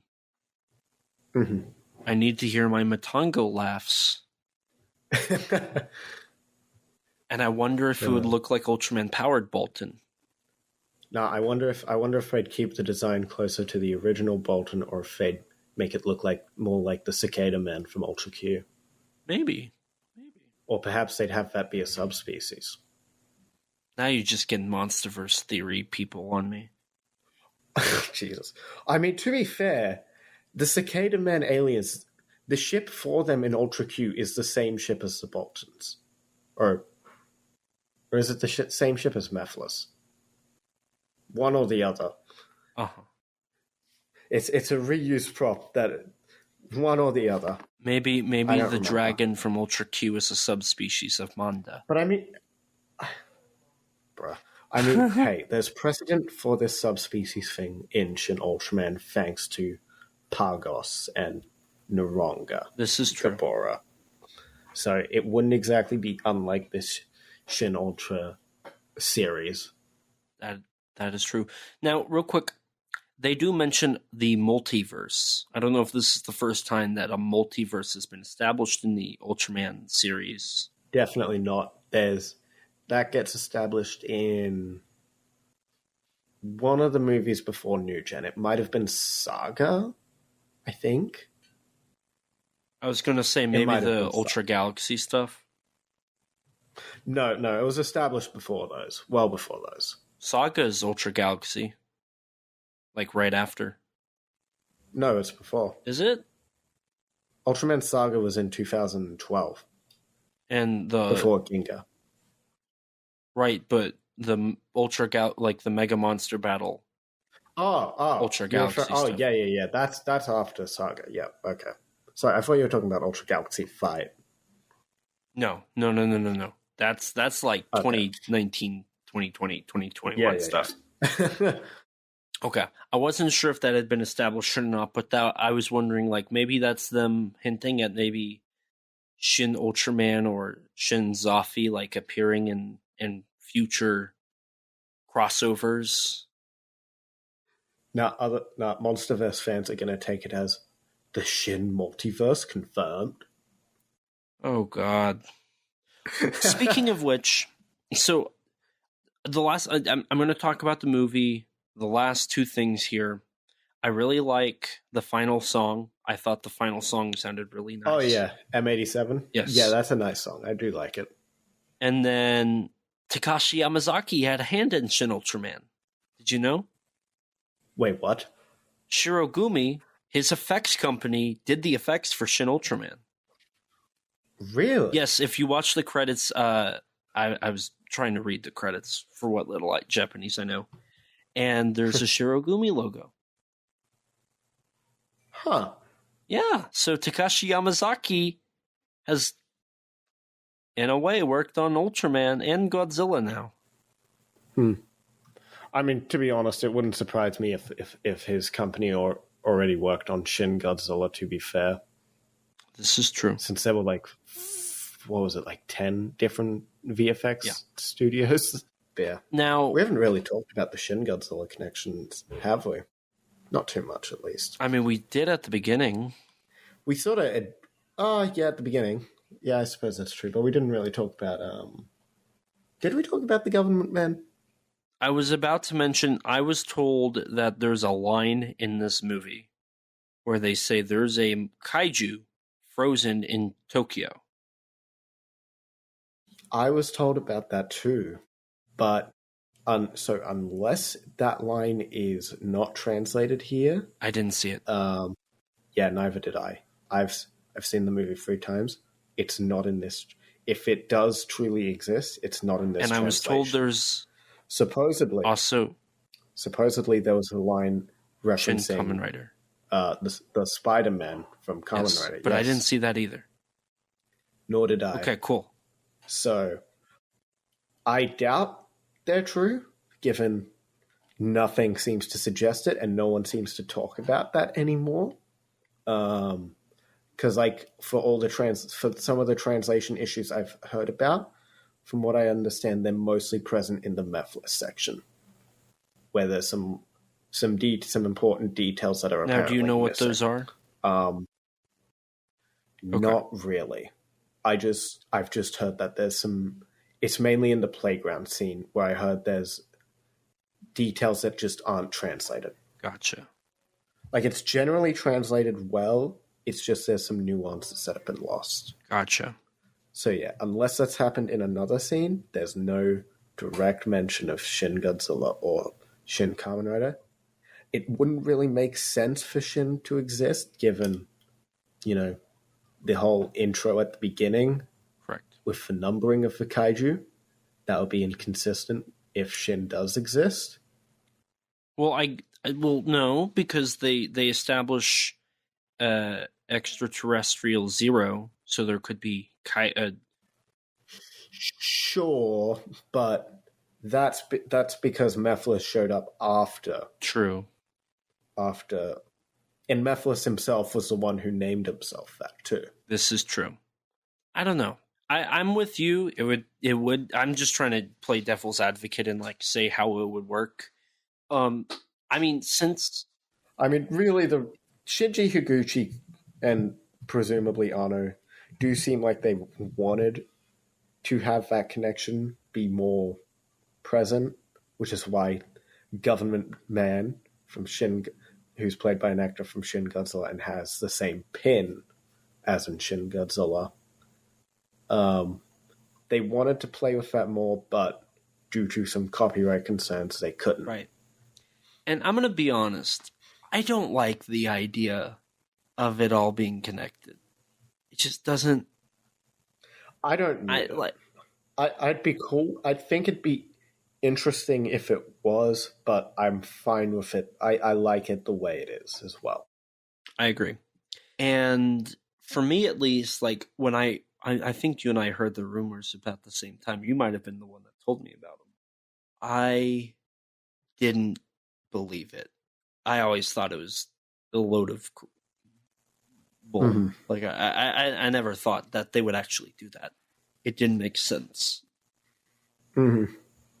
So, at least for me, I'm not surprised. I'm not upset. If anything, I think this is better because I'm still of the opinion that Shin Godzilla should stay singular and Shin Ultraman should... if Shin Godzilla must have a sequel, I think Shin Ultraman being a successor, I think this is the best Shin Godzilla sequel we could get. I would agree. Yeah, seeing as much as it would as a fanboy, it would be the prospect of seeing Shin Godzilla and Shin Ultraman together is a cool idea. I feel it would take away from Shin Godzilla as a film. And that's been my whole standing on Shin Godzilla since the whole discussion of a sequel came out. If they do a sequel, it undermines the ending and undermines the film as a whole. Now, if you look at it singularly, I think it still would stand fine, but the idea of a sequel, I think, would undermine it too much. Yeah, I think we've covered more or less everything. Could probably move on to final thoughts. Yeah. Do you want to go first? Go ahead. I feel like I've talked a lot towards the end here. All right. So my final thoughts on Shin Ultraman. As someone who's seen a fair bit of the older Ultraman shows and the newer ones, a little less of the ones I haven't seen too many of the Heisei Ultra, but I've seen a couple here and there. I thoroughly enjoyed this film. I wish certain aspects weren't spoiled, but, you know, this was still a really fun and really enjoyable time for me, and I think rewatching it, it held up even better for me. And yeah, no, I'd have to rewatch Ultraman the Next to be sure, but so far this is looking to be my favorite Ultraman movie. That's pretty good. It's funny because this is the only Ultraman thing we've covered on the podcast. Yes. And it'll be the only thing for a while. Unfortunately. We'll get eventually to more someday soon. Did you have anything else? Now the question is though, will we get to other Ultraman before Shin Ultraman 2 comes out? We'll see. That's the question. Did you have anything else you wanted to say? I don't know. I really enjoy this film, and I'm very, very excited for Shin Kamen Rider as well, thanks to this as well. Yeah, hope maybe we can cover that one too. I know it's not on our docket. We'll have to see. Oh, we can find time somewhere. We found time for this. This one wasn't this was a very this wasn't on last minute decision, you could say. Yeah, we were like, oh, this is coming out. We need to get this done. So we have an extra episode this year on our already very busy schedule. Well, hey, it timed in just right. It did, because we had one weekend open, or 1 week, because we're full. For me, I think I'm a little harsher on this film. Like I said, I don't like the pacing. It feels like it goes on for 30 minutes too long. Sure. The compilation film-esque just kind of messes with me. I like it. I enjoy, I was entertained by it. I like the dub. I haven't talked about the dub. I got to watch the dub. The dub is actually really good. It's a direct translation. I've heard mixed things. It's a direct translation of the subtitles. Mm-hmm. And I appreciate that, unless the subtitles are dub titles. I mean, hey, these are Subaraya approved, at least. This is true. For whatever that may be worth, knowing some of the Mill Creek subtitles. And some of the dubs. Mm. But I enjoy the film. I liked it more than I like Shin Godzilla. This probably falls... I mean, I've watched almost all of Showa Ultraman. Mm-hmm. And this probably would fall, if I'm ranking it between the shows as well, this would probably fall somewhere in the middle for me. Yeah. I don't hate it by any means. I think it's got some great aspects. It's got some good stuff. It might be one of my favorite tokusatsu films I've watched this year so far. I mean, how many have you seen? I think 8. How many of them are not exploitation films? Hang on. 009-1, The End of the Beginning. Seiko Gothic Lolita. Rise of the Machine Girls. Ninja Scope, The Magic World of Ninjas. And then if we want to count The Grudge, and Shin Ultraman. So that's actually 7. Because I also counted Rings, the short film. Ah. It's close to the top there. We'll see where it ends in the final. How come you're the one getting all the Ring mentions this episode? I don't know. I tried to help you out. And you mentioned all the MonsterVerse stuff, really. You're the one who connected it to the MonsterVerse, not me. You were the one that did the multiverse statement. When I say multiverse, it does not refer to MonsterVerse specifically. No, you said the MonsterVerse people will claim it's a part of the Shin universe. Yes, after you had already first mentioned MonsterVerse previously in the recording. Oh, that's right. Sorry, we're at 3 hours. I don't remember. No, we're actually at hour 4. No. Oh. Shit. What is with us in these long recordings? My thoughts, exactly. You're the one. We had a great conversation. You need to, cut us down, man. So, I mean, I'd recommend Shin Ultraman. I can understand why it's the highest grossing Ultraman movie in Japan.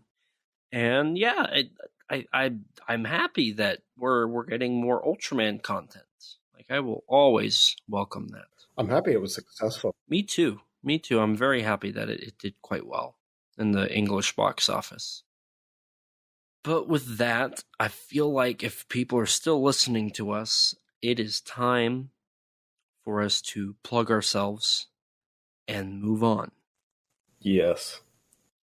So, Rex, all good things must come to an end. Why don't you tell the lovely people where they can find you? Where they can find me? Well, if you, dear listener, want to find me, you can find me first on YouTube at Rexino, on Twitter at Rex_Xenomorph, and on Instagram, Rex_Xeno. And if you want to check out a bit of my Tokusatsu writing, you can check out the Tokusatsu Network. All of that can be found in the Linktree link below. And as for me, I'm Elijah. You can find me on Twitter, Instagram, and YouTube at ET13 Productions. If you want to find my personal accounts, it's not that difficult. I'm not going to link them, but that's up to you. If you want to friend me on Facebook or follow my Instagram, Twitter, or any of that good stuff. It's okay to stalk him. I mean, no? I already have enough people doing that. Huh. Long story. More, you know. You can also find my work through Kaiju Ramen magazine, as I am the production manager for the magazine. I write articles for the website, kaijuramenmedia.com. I oversee the production of each issue, starting with issue 8, going until I quit. And I also write articles or conduct interviews for each issue of the magazine. So definitely check out those if you want to see more of my work. As for the podcast, don't forget to rate us on iTunes. That boosts our ratings and helps us get recommended to more people just like you. If you don't have an Apple device, which I don't blame you, I don't. Technically, I do. Didn't. I've got a MacBook Pro now with Adobe Premiere Pro. I can edit Shin Ultraman. It's Apple. It is Apple. But I mean, if you can still do it. You can review us on Spotify, or if you have an Apple device, review us on Spotify too. Do both. Why not do both? We've been recording on Shin Ultraman 4 hours now. Come on, give us a bone here. Yeah, please. Or you can tweet us and follow us on Twitter at KAIJU_CONVERS. If you don't have Twitter, you can follow us on Instagram or like us on Facebook. Or if you're like me before podcasting and you don't have any social media, lucky you, you can email us at kaijuconversation@gmail.com, all lowercase, all one word, you know the drill. And if you leave us a review, we can read it on air for everyone else to hear. And as always, we also have a Teespring store you can make purchases from. Right now it just sports our logo. So if you want to rock the Kaiju Conversation logo, made by yours truly, head on over to our Teespring store and make a purchase.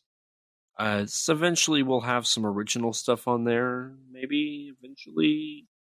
I think that's one of our normal shticks now. Is it just we might have something eventually. Maybe. Someday. If you'd like to chat with Rex and I more, or hear other people's opinions on the stuff you love, check out our Discord server. It's a great community. We've got amazing people. It looks like a most recent conversation that was had on the chat room.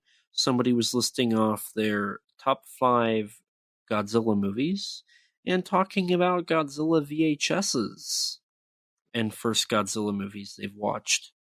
So a little introduction here for some people, and it's a great community. Got some great people on there. A lot of fun stuff. And as always, don't forget to subscribe to our YouTube channel and hit the bell so you can be notified anytime we upload. We might have a little bonus from this recording on there. I don't know what Rex will do in the editing room, but there's about 5 to 10 minutes here that's worth a little bonus mini-sode maybe. Bloopers, you can find bloopers on our YouTube channel. You can hear mini-sodes where we talk about topics, or you can even see us interview Mechagodzilla designer Jared Kerchevsky. I think I butchered his last name. And all that good stuff. So you absolutely did. You absolutely butchered it. And a huge thanks to Rex for editing these.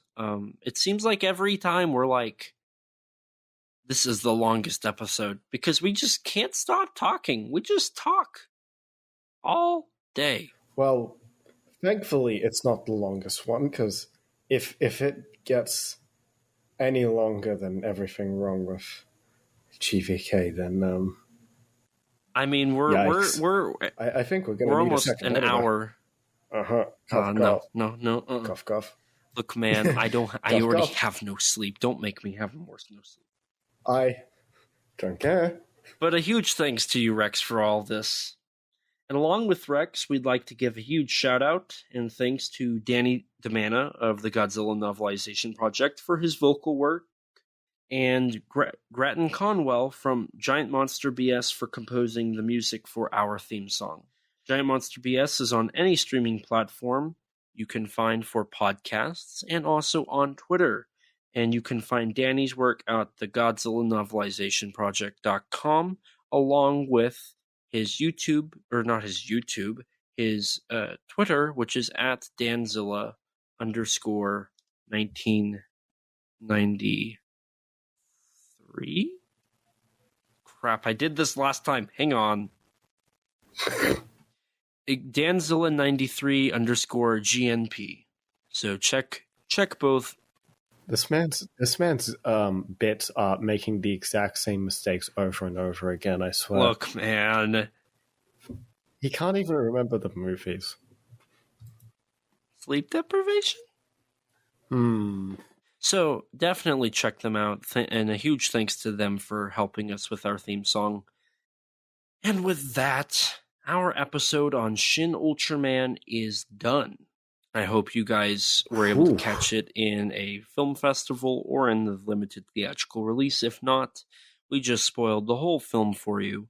But you can still see it coming up in theaters again, release date unknown, and later in the spring you will be able to get it on Blu-ray and DVD. I also would not be surprised if streaming will be an option on Tokusatsu or Tubi perhaps, or maybe even like Netflix or Crunchyroll or something like that, maybe. I think Tubi is pretty reasonable. I agree. So definitely keep an eye out there. A lot of great stuff coming for Tokusatsu in general. Just hang tight, and we're just getting started. If you think we're putting out a lot of content now, we got a lot in store for you. Boy. So thank you guys. Boy. So much. And as always, please remember, life's too short to not talk big. Bye, guys. Ciao. We are set, we are in debt. There's nothing to sweat. Life's too short now, baby. And not to think now, baby. Conversation. His name's Elijah, baby. And also Rex now, baby. We love those kaiju, baby. And you will too now.